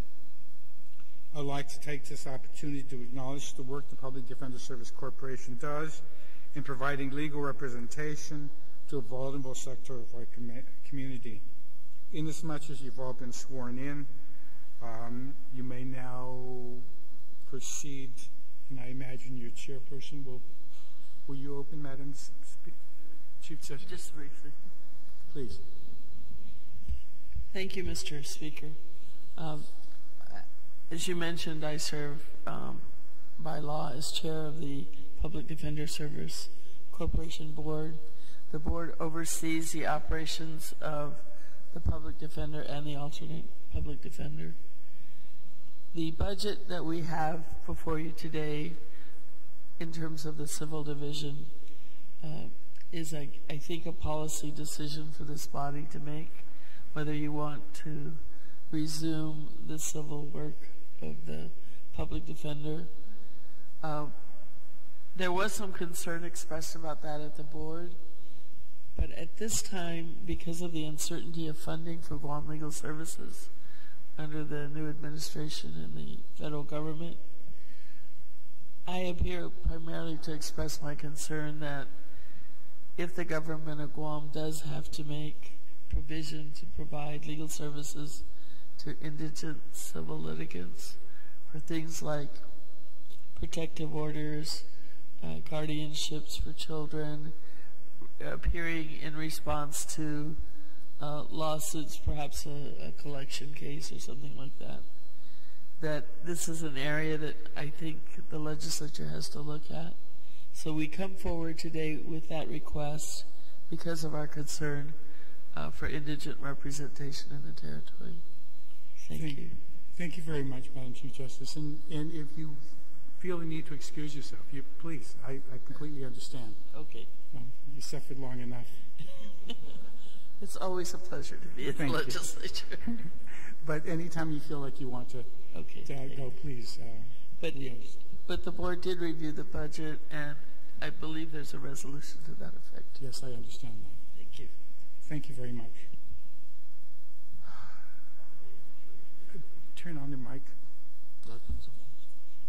Half-a-day Speaker B.J. Cruz. I'm Stephen Hattori. I'm the current Executive Director of the Public Defender Service Corporation. Good morning, Vice Speaker Therese Terlai, our Oversight Chair, fellow Senators of the Committee on Appropriation and Adjudication. I'm also present with our Administrative Director, Kathy Gogui, and our Chief Fiscal Officer, Mike Moreno. And we are here to defend the budget of the Public Defender Service Corporation and our fiscal year 2018 budget request. Before we begin presenting the numbers required to provide an array of indigent legal defense for the territory, we hope that this is the budget that authorizes the corporation to lift its moratorium on civil matters. Over the years, the Public Defender Service Corporation Board of Trustees has placed a moratorium on civil matters, and we are optimistic that with the appropriate funding, we will be able to live up to our mandate and rejoin the civil Gideon movement that Guam paved the way when they first created the Public Defender Service Corporation over 40 years ago. The Guam Public Defender Service Corporation is unique in the country. Nowhere else has the legislature provided civil representation for indigents as a part of the public defenders in other jurisdictions. And so right now I feel that, you know, basically doing half our job. We're representing our indigents in criminal matters, but they need help in civil matters as well, and we want to have the ability to do our full job and provide those services to our indigent residents of Guam. Now, with only 3 months remaining in fiscal year 2017, we continue to stay focused using our strategic plan as a roadmap to our success. Some of the accomplishments we've implemented at the start of the fiscal year are as follows. We've, of course, continued legal representation at magistrates' hearings. After watching the court's presentation, it's pretty clear that that's making a difference. And I believe it is making a difference. The numbers seem to be coming down with confined pretrial detainees. There's some disparity, I think, in the numbers, but I think if it's investigated, you'll find out that a lot of these are people who have been released at magistrates or on pretrial release, but then they've committed a violation before they're eventually sentenced, and so they're serving like a sanction for testing positive, or they haven't reported or checked in with probation for a month. Then they are imposed a sanction. Recently, when a trial judge mentioned signing about 1,000 commitment orders in the last year, and I'm pretty sure most of those are for prejudgment individuals. And that's the difference between the numbers that the court has, the numbers that we have, and the numbers that the Department of Corrections have. The court and our office views a prejudgment case as anyone, you know, before they're sentenced, and they're considered pretrial clients. So until there's a judgment, if they're serving a sanction, even though it's pretrial, they're actually on release. They're just serving a weekend or a day. And so I think those numbers could be clarified. I'm a part of the drug court, so I know firsthand that we get many of our clients out, first offenders, on pretrial release, but eventually they have a drug addiction problem. They stop checking at probation, or they test positive, and ultimately the judge will have to sanction them with a weekend or a week in jail, and eventually the court releases them again on pretrial release, and then while we work on getting them into a treatment court. So that would account for a lot of the pretrial detainees that are actually there serving sanctions, and not because they're awaiting trial. Now, another improvement we've made is the attorney workload matrix. I understand, like the Attorney General's office, they're planning on increasing the number of cases 10% every fiscal year. And so, similarly, we've gone to attorney teams focusing on 5 different courtroom teams. So there are 7 judges, 2 general jurisdiction judges, and 2 judges that are specialty juvenile judges. And so we have teams of attorneys for those 2 sets. Like one judge, Judge Bordalio, is a general jurisdiction judge. That team is teamed up with Judge Sokola, a juvenile judge. And so we have 3 attorneys in that team. So we have 5 basic teams that we are trying to get 3 attorneys in each of those teams. And so we're hoping to do that with this budget. One of the benefits of doing this is it increases the amount of contact our attorneys are having with meeting our clients. Every attorney in our office has no fewer than 2 appointment days a week where they don't have to cover court, and they can meet clients both in jail and those that are able to visit the office. Our office also maintains the Violence Against Women grant. We receive we had an employee that was fully funded, and we were seeking protective orders on behalf of individuals. When I first came in, we were only seeking domestic protective orders, so that would be where they're related or a husband and a wife. Since I've been in, we've expanded it slightly so that we're able to seek civil protective orders where people are like battling neighbors. They're not necessarily related by blood or by relationship, but there's a civil protective order that we're able to obtain. And, you know, so we've used that a few times since we've kind of extended that slight lifting of the moratorium. And it comes in handy, like before we were turning away cases where an ex-wife or ex-husband gets in a fight with a current wife or current husband. So they're not really, there's no relationship between them, but they have a common relationship with a common person. And before we would actually not seek protective orders in those cases, but we are doing that at this time. We've also improved our case management system, and mainly this was done to expedite, minimize the impact on our staff so that we are able to answer many of our clients' questions from our computer. We don't have to have our secretary run to the filing cabinet, or we don't have to run to the filing cabinet every 5 minutes to help a client. And so we believe that's increased our efficiency. It also provides us with more accurate stats so that we can align caseloads a lot more fairly and effectively. We've also conducted a trial clinic where we've brought in 2 experienced trial attorneys to conduct training for our attorneys, the attorneys that, with APD. We've also extended part of that training to the private attorney panel, and there were a couple of private attorney panel members who attended. We've also included UOG to expose them to this side of the table in the criminal justice system, and we're hoping that somewhere down the road some of them might want to work for our office. We've also expanded training not just to lawyers but also to our staff as well. We conducted ethics training for non-lawyers, and we're hoping to team up with the judiciary and their LMS system and try to go through some of the training they provide. We've met with Dr. Fee about it, and we just need to bridge that gap, and hopefully we'll be able to jump to some of their training and use the Judicial Education Center for our staff as well. We've also done a lot to streamline our records management, which is basically our retention policy, and we've gone off the books, I would say, thousands of files, and so we're not using those clients as a conflict or potential conflict anymore, and we're referring many of these individuals back to the court system if they need any documents. But we are keeping essential documents. At some point, because it's tied in with our case management system, every document that we have in our physical file will be stored electronically, and at some point in the future we can get rid of the hard files a lot easier.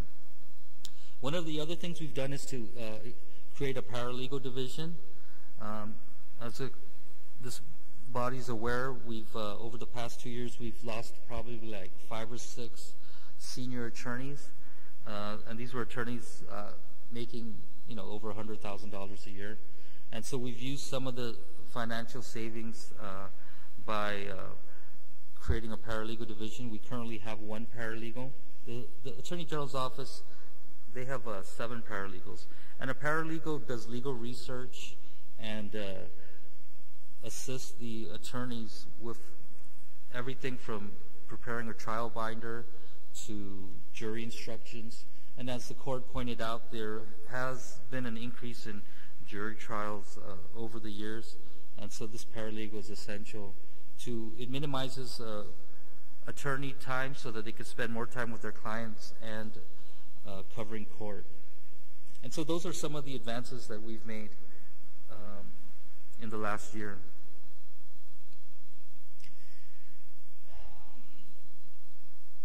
But there still remains much more for us to accomplish. to provide efficient legal representation across the board, regardless of the matter being criminal or civil in nature. So consequently, for fiscal year 2018, we are humbly requesting for an increase in our budget by $850,552. This increase in amount over our fiscal year 2017 budget may jolt some here today, yet our inability to lift the moratorium on civil matters continues to be a disservice to many in our community. If we were to measure our request just on the numbers alone, the cases our office handles and that which can be distributed to the private attorney panel, we provide a cost savings to the government of Guam that is twice the amount we are requesting for our entire fiscal year 2018 budget. For example, we handled 654 felonies in fiscal year 2016. If these cases went out to the private attorney panel at the rate that the local rules of the Superior Court allow of $7,500 per felony, those 654 felonies could have cost almost $5 million. Misdemeanors, we handled 830 misdemeanors in 2016 and 362 juvenile cases in 2016. The savings from that, the cost of that, if those cases went to the private attorney panel, could be around $3 million. Combined, we believe that the public defender is a cost-effective way of providing legal representation to the indigent people of Guam. In terms of our fiscal year 2018 needs, the Public Defender Service Corporation, we're seeking a 6% increase over our fiscal year 2017 budget just for the organic growth of the corporation in the amount of $291,961. We are also hoping to create 3 new positions, a clerk 1, a program coordinator 4, and an attorney 3 for our criminal division, which amounts to an additional $217,043, or an increase of 5%. We believe that an increase in personnel for our criminal division pales in comparison to our counterparts at the Office of the Attorney General. Our office, we do more with less, as this slide demonstrates. Okay. For the prosecution division alone, at the AG's office, they have 80 employees compared to our 42 employees who are directly or indirectly supporting criminal defense. Comparatively speaking, they have more in their prosecution division than we have in our entire staff of 49 employees. We do more with less. This is an amazing number considering the fact that the AG's office charged out 1,686 cases in 2016, and we handled 83% of those. And that's just the criminal side. In terms of juvenile cases, we handled 38% of all juvenile matters filed in 2016, and almost half of the protective orders with our team of 42. Lastly, the prosecution's budget for personnel alone is approximately $1.1 million more than what the Public Defender Service Corporation is requesting for its entire budget for fiscal year 2018. And this includes funding of the long-awaited Civil Division. We do more with less. Senators, please know that we are mindful of the GovGuam's financial challenges, and we are committed to living within our means. While we are requesting an increase of over $800,000, we believe that this amount will right-size our office so that we can once again provide full access to the law for the indigent residents of Guam. We can do so much more with just a little more. As outlined in Public Law 13-51, that established the Public Defender Service Corporation, Section 11-105 Civil Matters states, the corporation shall render legal aid and assistance to those persons in Guam who, under rules established by the corporation, are in need of legal assistance and representation and who are unable to afford an attorney in private practice. The corporation shall not compete with attorneys engaged in the private practice of law in Guam and shall give legal assistance in civil matters only to those who would otherwise not receive such an assistance. Now, according to the Judiciary of Guam statistics, there were 647 domestic cases that were recorded in calendar year 2016. According to their stats, the Judiciary of Guam believe that approximately 95% of those cases went to court without a party being adequately represented by an attorney. Now, when we, in 2005, I know that Senator Chalahi wanted us to provide some stats on what our caseloads were before. And I just want to give you an idea of how many cases we've handled in the past. In 2001, we handled about 197 domestic cases. In 2002, we handled about 315. In 2003, we handled 213. And in 2004, when our moratorium was fully imposed, we handled 29, and those were probably all related to protective orders. So that gives this committee an idea of how many people out there are in need of services. With sufficient funding, we can provide the cure to some of the domestic ills that plague our island. The protective orders that we obtain are really just band-aids. We don't resolve the issues that cause the protective order in the first place, like custody or a divorce or any of those matters. And so with a little bit more funding, we believe we can resolve these issues. Having shared our fiscal year 2018 requirements with you, we want to sincerely thank the Guam Legislature for all the support we have received over the years from this esteemed body. Even in tough fiscal times, you have long recognized the critical role the Public Defender Service Corporation plays in our legal system. We hope that we are able to receive the increases we identify in our budget presentation, and we would like now to provide you with these details. And Kathy Gogi will provide this. Okay. If we have a slide that would show you for what we're asking for in FY20, thank you, Your Honor, for joining us. In FY 2018, our total budget that we're asking for is about 4.8 million, over 4.8. And what we did was we're going to show where the increases are. So what you see in this particular slide is for personnel. What we want to do is bring on board 3 additional members to the criminal division. So this is just the criminal and the civil division at a total of 12%. For our civil division, we're looking at, and the 12% also includes our organic growth. If we went to the next slide, you would see that for organic growth, we're looking at 290. Oh, I'm sorry, that's for our personnel. For the additional personnel we're looking for FY 2018 for our criminal division. We're looking for a legal clerk. There was an investigator and a legal clerk, an attorney, as well as a program coordinator. And so here we have what we need for our organic growth at 291,961. And then for our 3 new positions, which is the legal clerk, the program coordinator 4, and the attorney 3, in the amount of 217,043. So for the organic growth, we're looking at about a 6% increase. And for the civil division, for our extra personnel, that would be 8%. In terms of operations, in total, we're looking at a 16% growth over FY 2017 in the amount of 77,278.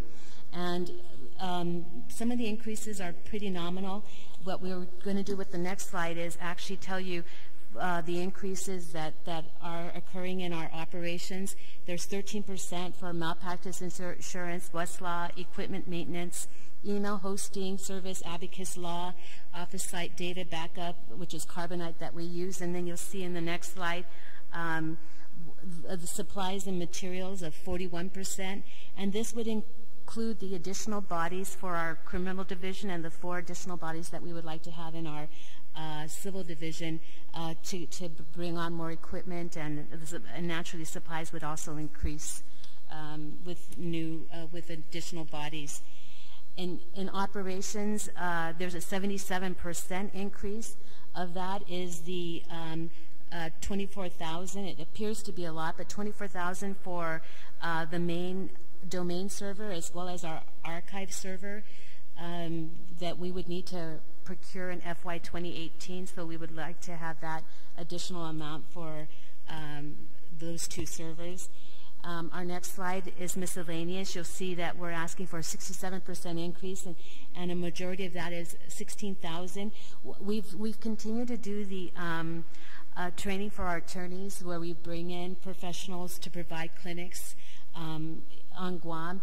We'd also like to extend such training. We provide training for our administrative support staff as well. If we could bring online training either from off-island professionals, or I'm actually asking some of the managers to look at some webinars if we also did webinars. So we'd like to increase our budget so that we can, most of our training, and I've been on the board, when I was in the board of public defender, was always attorney-driven training.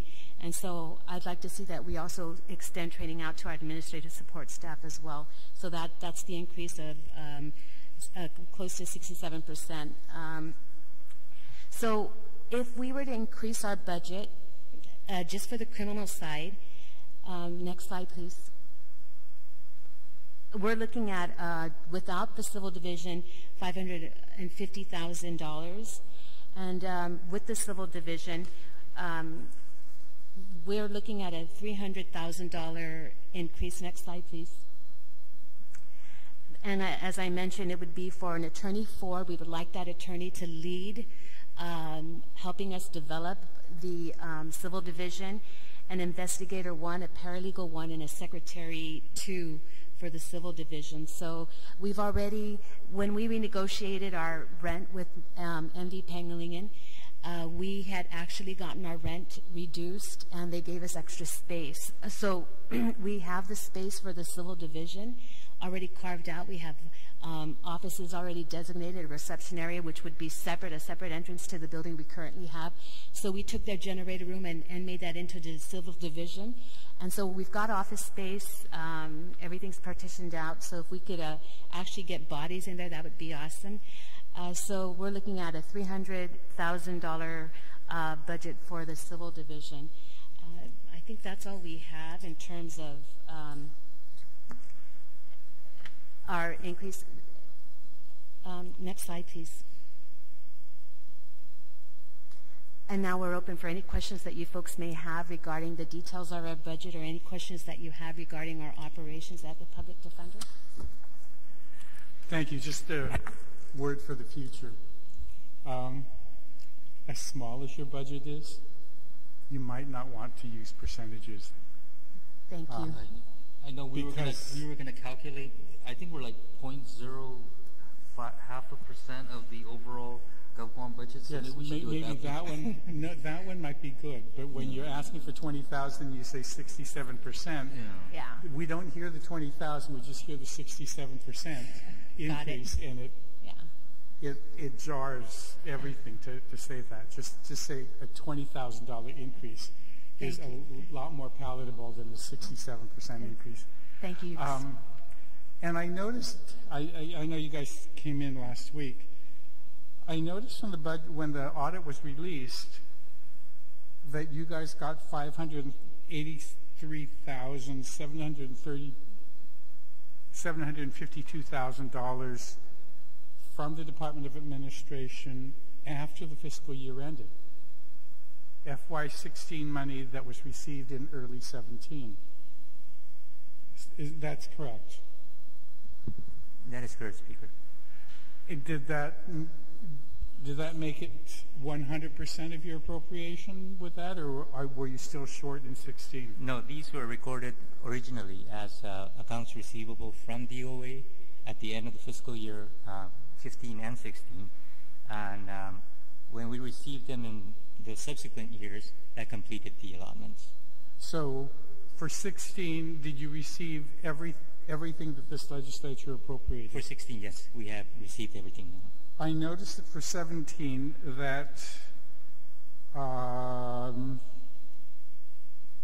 are you doing with receiving FY17? But as of the present time, Speaker, we are up to date as of they scheduled our allotments into 26 payments, which are paydays for the entire fiscal year.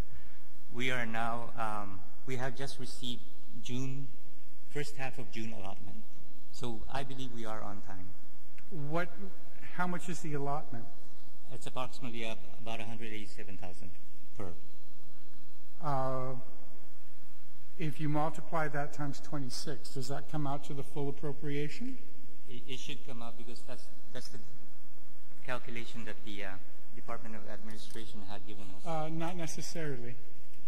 I've had agencies where even with DI math, I couldn't get.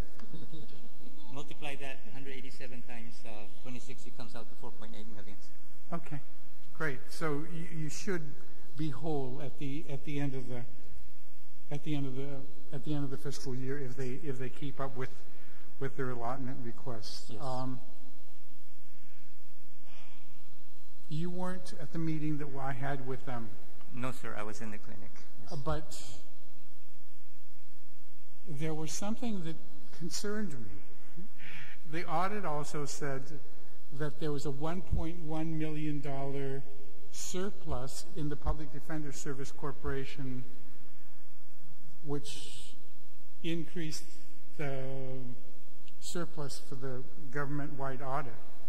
Yes, I believe they used the word net fund balance, beginning fund balances for that, and they, the executive director and admin director had informed me when I got back to the office, and I made the appointment with the auditor, with the auditor that audited the general fund, and met with the auditor, and then their explanation was it was just a reclassification of fiscal year 15 and fiscal year 16, based on all three funds that we are handling right now, which is the Public Defender Service Corporation, the alternate public defender, and the domestic violence program.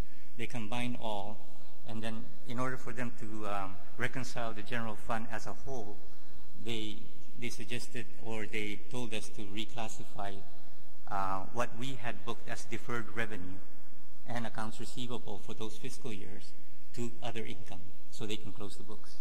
And that was the explanation that the auditor gave us. And inasmuch as you were made whole for 15 and 16, how much do you have in the fund reserve? Fund reserve, basically restricted fund reserves, we have approximately 300-some thousand, and the unrestricted, we are presently working on about 150,000. So a total of restricted and unrestricted, we are holding on to approximately 400,000 to 500,000. Okay. I'm still confused. I'll ask my accountants to explain what you explained to me, why the governor listed $1.1 million from the Public Defender Service Corporation as part of his $1.7 million surplus that he was claiming.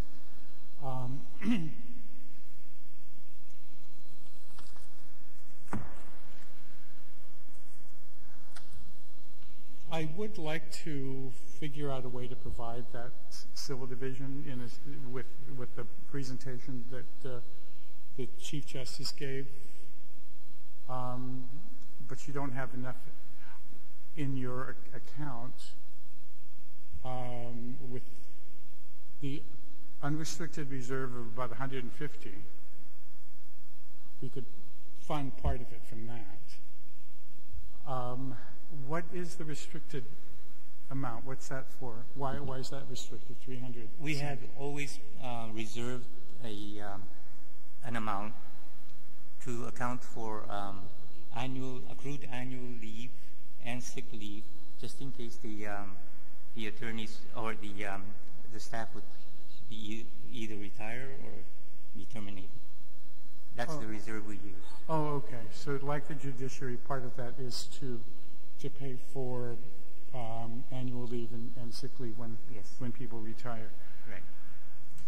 And Your Honor, I mean, I'm sorry, Speaker, I guess that reserve balance is just public defender's reserve balance. I think that we also manage APD's reserve balance. And so that's a different, that amount is not combined with both offices, just the public defender's reserves. So. Okay. And you lost 6 senior attorneys. And the ones that you replaced them with, how much savings did you guys realize by having, rather than having attorney 4s, to have attorney 1s and 2s?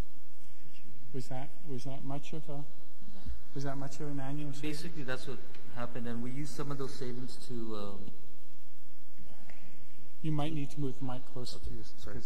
They may not we used some of those savings last year to hire an employee under the 2% law. He was a former HRD employee that we trained and is now, really an effective member of our team. And so his position was previously an HRD position, and then last fiscal year we created a position for him to occupy so that he could be a full-time employee. And then we also created a paralegal position, and then we have one attorney 4 position that we're going to convert to 2 attorney 1 positions that will still cost less than what had been appropriated for that attorney 4 position. And we've been interviewing people for that, and we're hoping to hear back soon, because right now we actually only have 13 attorneys on staff. And then we have another attorney who was interviewed but won't be able to start until September. And so I think that would account for, I'm not sure, is that already? So we believe that's how we accounted for the change in... Who does your HR? We do it ourselves. We recruit internally, so we do our HR. We have our HR specialist who's present with us right now. Okay, no, when you were saying we've had problems with some of the other agencies that... We're fortunate, so if, as Executive Director Hattori had stated, what we did was underfilled some of the positions. We went with what we requested for FY 2016, some of the positions that we wanted to help right-size our office, and we did pick up a paralegal. We did pick up a clerk 1 for our records. And so we do have, if we remain where we are at, we're hoping to bring on board 2 attorney 1s before the end of the fiscal year that are at the judiciary. A couple of them are finishing out their contracts with the judiciary of Guam. I think that we're looking at a cost savings at the end of the fiscal year at about $100,000. Okay. Thank you. Thank you, Mr. Speaker. Thank you for your presentation, and I want to commend the public defender. Over the years, it's well known that you have done a lot with less. You're right about that, and I think at least me in the private bar have always recognized that, and I wanted to commend you under your leadership, Mr. Hattori and Kathy, with all your team, that you've continued to do that, and appreciate your going to bat for training for the attorneys, and I want to see public defender attorneys get as much training as possible. I think that especially with the caseloads that they are doing, and that you continue to do that, and if the staff, it's necessary for the staff, I'm going to leave that to your judgment, but yes, whatever training is necessary for that office, I think it's good that you're pursuing that. I just wanted to ask, what do you mean by organic growth? Because your organic growth is larger than your proposal for the new civil division. With the personnel that we have now, organic growth is mandated, like retirement, medical. So with the current staff that we have on board now, that's what we're looking at. And if we picked up the additional 3 from our criminal division, that would be what we would need to make sure that we're able to make the staff that we do have, their benefits whole. Okay, so that organic growth mandated increases plus 3 new positions in the criminal division. In the criminal. All right. And I just want to be clear that the statute that you showed, it allows already, you have the authority to do civil practice, and I guess it's a matter of your board allowing it or lifting the moratorium that it placed on the public defender's office. And the funding that you're asking, it looks reasonable, but I'd like to know, do you have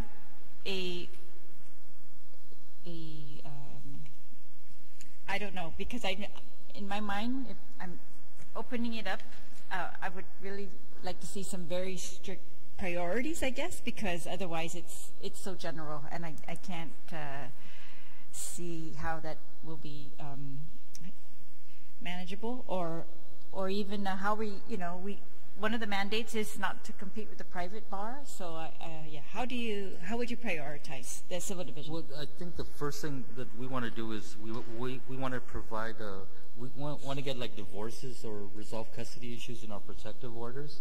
That's the first thing we're going to lift, and then after that we're going to see if we need to expand to other types of domestic or custody issue cases where parties are unable to, they would go out and try to hire 3 private counsel, and if they can't come to an agreement with them because they lack funding or they can't enter into a repayment plan, then they could apply for services at our office. Do you do for civil cases like the check on income, like you do? We would absolutely make sure it's income-based. They would be the same kind of qualifications that you now have for your criminal cases? That unless we get a grant that, because we're trying to get the senior citizen grant, and that's not an income-based one, but it's based solely on age. But every other civil client, it's all income-based. What do you mean the senior citizens grant? Are you trying to do the senior citizens legal services program? That's what we're going to be bidding on. I think we're trying to look at other sources of revenue to support a civil division, and so we believe we could provide the best services to our seniors in Guam, and we just have to convince public health that we can do that. So next time it becomes available, we'll be applying. I don't. Of all the contracts in Gov Guam, we understand that it's often a political plum, but when it comes to providing legal services to our Manamco, I don't think that's something that you should really go out to the firm that can provide the most amount of services in the most efficient manner. That would be a significant expansion of your office. Yeah, I think. But all right, I have a couple general questions. Do you provide administrative services for the alternate public defender? Oh, that's all. Yeah, that's pretty much all we do for APD. So we have no access to their files or how they manage their cases. We just provide administrative support. Is that covered by your budget, or do they compensate you for that? We don't receive any compensation for that. There was a contract that existed, I guess it was 10 or 11 years ago. So it's basically a contract between our office and the Judicial Council. And so I'm not sure. We've just never been compensated for it. It was just extra work that we picked up. So what type of services is it? Do they have a separate, I look at it very closely, but I noticed in your administrative that you have significant administrative division. You've got HR, you've got your own fiscal, and you've got your own, what is it? Personal services. Yeah. Are these things that you take care of for them? Yeah, we do. We take care of all of their administrative functions as well as their IT. And their IT. Yeah. What about investigative services? No, it has to be kept separate. Okay. Records management? They separate. Okay. All right. And what is your, I know you were here for the judiciary's hearing this morning. What is your observation or experience with the electronic, Steve, with the electronic monitoring system? Are there cases that you recommend that we should prioritize for those, or a way of implementing that? What would you recommend? Well, I think that it potentially has could be a great program, but if they start charging indigents for it, then really the only people who are going to benefit from it are like the upper middle class. I think in the past they were charging like $20 a day, and if any of our clients can afford ankle bracelets at $20 a day, they probably shouldn't be our clients. So I'm assuming that this program is going to be available for free to indigents, but I have not seen the proposal.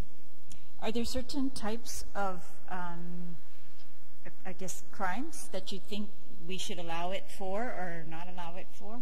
Well, okay, Or, I mean, there, I believe so. I mean, if you look at like the 2016 Judiciary Annual Report, the #1 charged felony is criminal mischief. It's not drugs, it's not family violence, it's not terrorizing, it's criminal mischief. And it was by like 100 more than the second #1 charge, which was possession of a controlled substance. But clearly, if they have to prioritize, I'm hoping that it go towards like family violence, and it's just hard to really say. I mean, a lot of our clients are like, you know, if they're homeless, obviously you can't do that. And we're seeing cases where they're still asking for cash bail for homeless people charged with a petty misdemeanor disorderly conduct. So I've had to attend a magistrate hearing. Fortunately, the magistrate judge released the guy, but I'm actually having a fight with the AGs about this guy's homeless. He's charged with a petty misdemeanor disorderly conduct. And if you impose a $500 cash bail, he's going to spend 2 months in jail until this case is resolved. And so, fortunately, the magistrate judge let him out. But clearly, those electronic monitoring devices will not be able to work with our homeless clients. But yeah, it sounds like an exciting project, though. Yeah, I agree with you that family violence, I'm hoping to see that as a priority, and I'd like to work with you on that. Some of the pre-trial, I mean, if we're monitoring them where they go, I guess we could talk about that more. What about the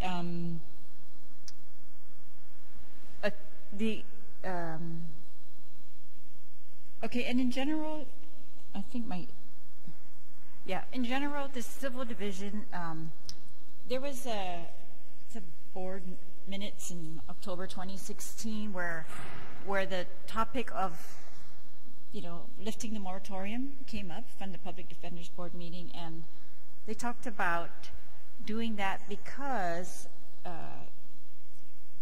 the case numbers over the years, the average caseload per attorney has gone down since the moratorium first took effect, and that it looked to me like, the talk of this began because you could have absorbed it with the current staff, current attorneys.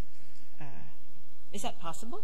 Well, then that's something that we've really been... Especially with the addition of a new criminal attorney 3, 4? And that's one of our proposals. If we don't get fully funded, we recognize that we have to do some partial lifting of the moratorium.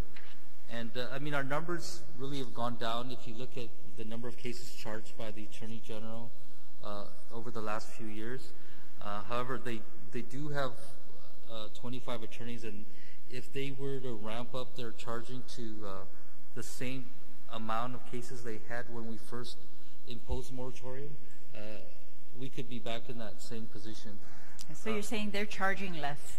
Yeah, like in 1998, I remember they would charge like close to 2,000 misdemeanors a year. Last year, there were fewer than 1,000. In the past, at the time the moratorium was first imposed, the felonies were closer to 850 or 900, and last year was closer to 740 felonies. Even though the caseload has gone down, our responsibility though has increased because of the time standards. Yes. Cases have to be resolved in a much more expeditious manner now. I mean, in the old days, and the speaker would agree that people could drag cases out for years. So like the caseloads back then were so bloated because matters were not getting resolved in a timely manner. Now that with the time standards, we're seeing our caseload smaller, but we're spending a lot more focused energy on it because now the time is compressed. We have to resolve everything within a year. So, but the beauty of it is that it has reduced our overall caseload. When we look at our numbers, we have about little over 1,100 prejudgment cases, and so we do have, and that's why we are exploring a partial lifting of the moratorium. Have you seen an increase in jury trials from your side? Yeah, and if you look at the increase in jury trials, it started the year that they imposed the time standards. So because of the time standards, that's pretty much a lot of cases when they were are basically you go to trial or you take a plea, and if we don't have extra time to negotiate it, they're being forced into trial. So do you think that the like sentencing laws that were passed by previous legislatures, that didn't really affect the number of trials that, or increase the number of trials? It's that time standards on the courts. Oh, definitely was the time standards. Right. I mean, obviously the charges where you're facing, the more serious offenses, those are really difficult to resolve within a year. But because of the time set, and that's what we're seeing. We're seeing a lot more first-degree CSC cases going to trial. Last year we had 22 trials, and maybe 5 of them were 22 trials? Yeah, by our office last year, and maybe 5 of those were criminal sexual conduct trials. I think it was at least 5. It could have been up to 8. And so, how does that compare to prior year trials? I think if they actually look at the numbers before the time standards started, but it's just in the last, I would say 5 years where trials have increased the trials. Well, thank you again for your thorough presentation, for talking to me earlier about your budget, and yes, just for continuing to do very good work for the system. I think very necessary and very good work. So I commend you for that. Thank you.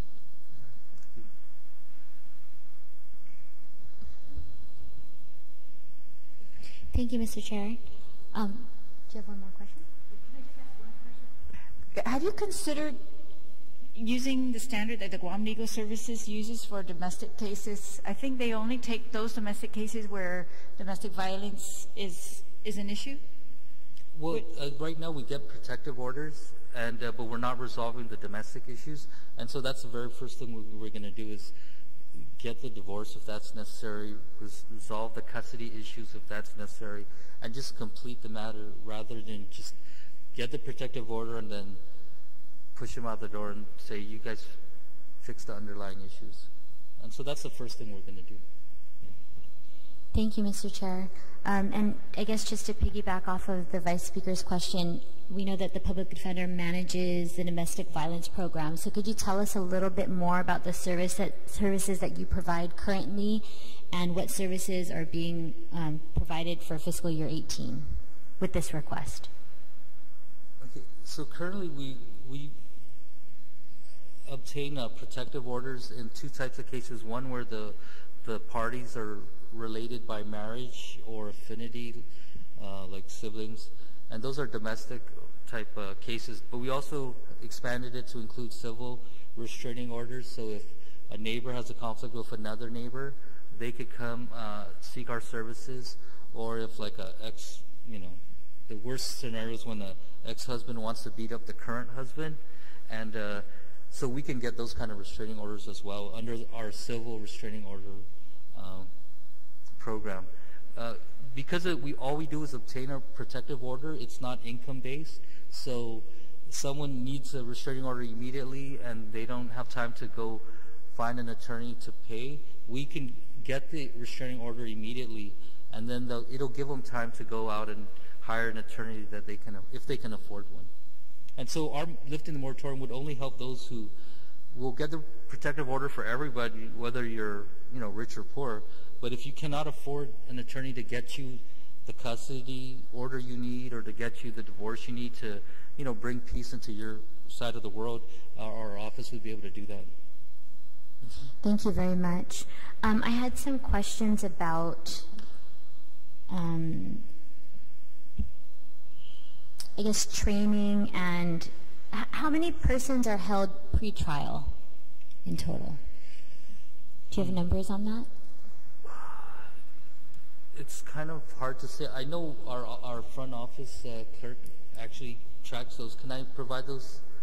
As far as the cases that were appointed, we can give you those numbers. I'll collect them. Okay, great. But I mean, the last time I was provided those numbers, it was probably like about 30, between 20 and 30 a month. Okay. What evidence-based practices do you use in magistrates? Well, they have the risk assessment tool, that ORAS, that the court has adopted, and it's pretty effective. And eventually, they're going to expand it to include pretrial supervision. Because right now, whether you're charged with a first-degree felony and you're released, or whether you're charged with disorderly conduct as a petty misdemeanor, you have to like check in once a week. And so once probation gets to that point where they realize like they're wasting all their resources with people that shouldn't be checking in weekly, and focus their attentions on people who should be checking in weekly, and then they'll have time to actually go out and do site visits. And right, so just determining who's low risk and who's high risk. Exactly. Okay, and how are magistrates trained? You talked a little bit about training, and I know that the speaker kind of got on you for the 67% increase, and we know that that's not really in the way that we are thinking about. 67% sounds like a really big increase, but because the budget's small. So how are the magistrates trained? Well, our attorneys basically, what happens at a magistrate hearing is the magistrate judge will basically read them the charges, appoint our office to represent them, and then the attorney general will ask for bail or release. Many times I've noticed that they've started to ask for just PR release. But in those cases where they ask for cash bail, like the one I talked about where the homeless disorderly conduct defendant they were asking for $500 cash bail, then we would argue for release using the bail statute conditions. And, you know, Guam really has the best bail statute really in the world. I mean, it's amazing. It was first passed back in 1968 when there was a reform nationwide sometime in the 60s. Guam adopted the reform. After that, every other jurisdiction started backing away from it, and Guam hasn't really changed it since then. So it's pretty effective. I mean, it gives a judge the discretion to actually put someone on like if someone's working, a judge could actually order them to go to work and then turn themselves into DOC to spend the night. So, I mean, it gives the judge a lot of discretion in terms of least restrictive conditions other than confinement. So, but all of our attorneys obviously are aware of the law, and they're able to argue all the different conditions. It really helps the probation when they're doing their risk assessment. They take down a lot of information that we're able to use in our argument, like whether an individual has a job, how long they've had the job, and if they've had other cases. Okay, with regard to training, and you were mentioning that they undergo certain kinds of training, do you have data to support that? Do you have maybe numbers that kind of show the current training that's being done? Is it showing like an increase in motion, an increase in trials, an increase in pretrial release, more appeals? Yeah. Do you have evidence to kind of support that the training is? And I think that it's kind of hard to compare it with other years, but we can provide the cases that we've gone to trial on. We're trying to actually track how many cases that were reduced from felonies to misdemeanors. Mm-hmm. So we are going to try to do that and we're making our case management system, advocates, more responsive so that we can get that data.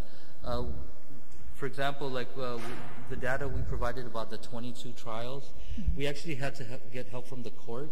So they gave us a list of the cases that we actually went to trial on, but we use advocates to update the information in terms of how many acquittals there were and things like this. I mean, one of the and it's really hard to provide stats, but we'll get whatever we have. Okay, I know one of our attorneys, though, after the training, had 2 first-degree CSC cases, returned verdicts of not guilty, and which is for that serious of a charge. I think he was willing to agree that some of the training helped, but we'll get stats for you on that. Okay, and I also appreciate what you mentioned, Ms. Gogui, of trying to introduce webinars with your training and a lot of things that we can do here on island in addition to whatever they might have to do off island. So maybe just correct me if I'm wrong. Is it just the magistrate and probation making most of the decisions in these cases? For pretrial purposes, the AGs are the ones that actually decide whether someone's going to be held or released initially. I see. And so, like, even in that one, so that's something that they can address. But once they make a decision to charge it, then we show up and we basically argue with them on whether or not someone is a flight risk or a danger to someone else. But even at that point where the AG is ultimately the one that decides if someone is booked and confined or booked and released. And so I had a case recently where I got a call and someone who's been working full-time was being charged with like reckless driving and disorderly conduct, and they were going to actually book and confine the individual, but I was able to speak to the prosecutor and, reason with them and say, this is the guy's first case, you're going to have him spend the night in jail, the whole weekend and so eventually they decided to book and release him. I see. So the initial decisions made by the Office of the Attorney General, and we only get in after they're already in jail. I was looking through the budget submittal, and I saw $30,000 for Westlaw Internet Services, and I'm just trying to think if it could be, there's a possibility that maybe the compiler or the Office of Technology could have a master account for the entire government of Guam, and then everybody adds users. I understand that there might be conflicts with regard to that if maybe certain agencies could search what other agencies are looking for, but I'm not sure how that's maybe that's something that OFB can look at when we're looking at the overall budget of the government of Guam, but would that be something that you'd be open to if we could reduce we wouldn't your have cost? Any problem with that, and we'll contact the Office of the Compiler Laws and see if they can be the clearinghouse. Because I don't see why we can't just get a single government contract. So we wouldn't be opposed to that. Okay, thank you. And my last question, I'm just looking at the agency staffing pattern. So for your attorneys and for legal secretarial services, there are a number of positions here that state in recruitment. And so, like for the attorneys, there's two attorney ones and one attorney 4 and an attorney 3. Where it says new, that's what you're requesting for lifting the moratorium? We're requesting one additional for the criminal and then a separate attorney for the civil division. Okay, and so 1, 2, 3, 4 positions only for this attorney staffing pattern. Is that correct? That's correct. Everyone here on the staffing pattern is still here. Yes. What you're seeing, Senator Biscoli, is we had mentioned earlier in our presentation the attorney ones. We've converted one of the 4s. It was the executive director's former position, and you could see that there's. I know that we're not supposed to do it, and that's why we brought it to the legislature for the FY 2018 approval. But you'll see that the assigned employee number or personnel number is for it's duplicate. So we're converting a 4, an attorney 4, and hiring 2 ones. So that's 2 attorney ones that we would like to bring on board, and then 1 new one for the criminal. And this was something that we had discussed with the Vice Speaker a couple of days ago, is if they do get an 8th judge, our team approach where we have 3 attorneys per courtroom, it won't be effective if we didn't get another attorney to help with coverage. And what we're finding is that right now our attorneys have more time with the clients, and one of the things that I know that I've heard from the judges when I sat on the public defender as a board member was that the judges mentioned that what really, some of the judges, what really bothered them is that our attorneys in the past would visit or speak with their clients right before their hearing, And that's not the case today. We make sure that our attorneys have time, that they're, I mean, because our caseload is so enormous, they do have time to go and visit our clients either in jail or at the office. So all of our attorneys will have dedicated appointment dates and stuff. So the two additional, one in recruitment would be an attorney 3 if we would like to do an attorney 3, right? And then the other one would be an attorney 4 for the civil division. Thank you. Yeah, I think it would really benefit the entire government if we're able to figure out a way to lift the moratorium. And I didn't realize that we're not able to come to you, or clients aren't able to come to you for things like foreclosures or child custody cases or domestic violence cases, and that's alarming to me. But I'm glad. I hope that we were able to address it this time around. So, Sujus Masi, for all your work. Thank you. And actually, one of the things that we are exploring is the ability to file a PINS petition, like a person in need of service petition, where CEPS is unable to initiate a case. And so, because some of our juvenile matters we believe should be handled as a person in need of service case, but the AGs they have not filed a PINS case. So, lifting the moratorium would allow us to actually file a PINS case and, get some of these kids the services they need then once a PINS case is created, then we could, force Child Protective Service to come in and get help from, Guam Behavioral and other areas. So, but thank you for your support, Senator. Mrs. Masi. Speaker Cruz had to leave, and so I'm asked Senator Torres.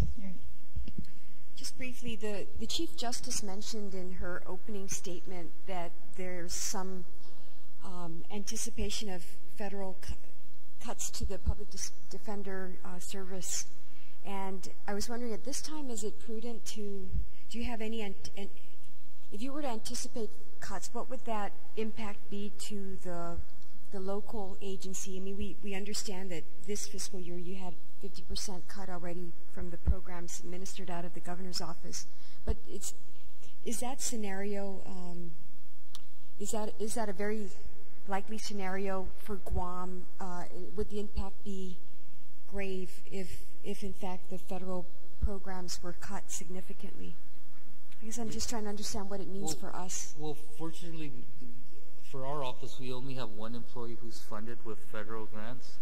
And unfortunately, he was not fully funded with federal grants.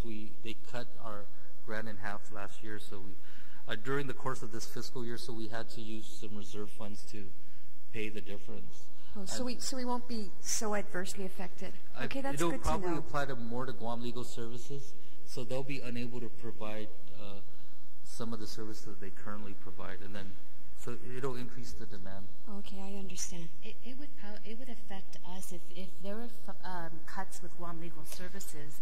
We would see a lot more civil matters come to the public defender. So I think at this juncture, for us to really get the money we need for the civil division is really important for the people of Guam, especially if there's that possibility that Guam Legal might lose some of their funding. Okay, I understand. Yeah, thank you for that clarification. Thank you. Thank you. Before I close, could I just ask you, in your letter today, you and in conjunction with Senator Torres' question, you said that the federal grant, the Violence Against Women grant, and that it's administered out of the governor's office, but that the governor's office had cut the budget by 50%. Does that mean they've given this money to some other agency in the government? Or what happened with this? Could you explain the Violence Against Women? That is administered. That program is administered from federal programs out of the governor's office, and they did only fund us for 50%. So what they might have reprogrammed that for another. They've got several sub-grantees. We're just one of maybe I think 10 sub-grantees that they have for that domestic violence grant. So they might have just reprogrammed it. I must say though, for this fiscal year, one of their sub-grantees wasn't able to use STOP 2014 money, and so they know we use it and we need it, so they've reprogrammed that money to us at, I think it was $14,000, right, Mike? Or $24,000. So that helped us because we authorized approval of $26,000 to help with the 50% that they cut. That would go back into our reserves to pay for the specialists that we have with the domestic violence program. We also put in a grant with the AG's office for VOCA, and we submitted that grant in January, and I had followed up I think a month ago or a couple of weeks ago asking if we are one of their sub-grantees for their VOCA grant, and I haven't gotten a response back yet. Would that fund protective orders also? That was what we wanted to use the money for as well. And this, under the Violence Against Women, it says you are the only sub-grantee that's providing protective orders. We're one of us and Guam Legal, right? Guam Legal? Yeah. Then it's just us. All right. Okay. All right. Thank you very much, and thank you all again.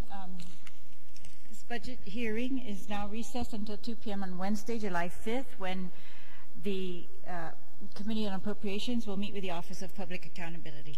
This is just Masi.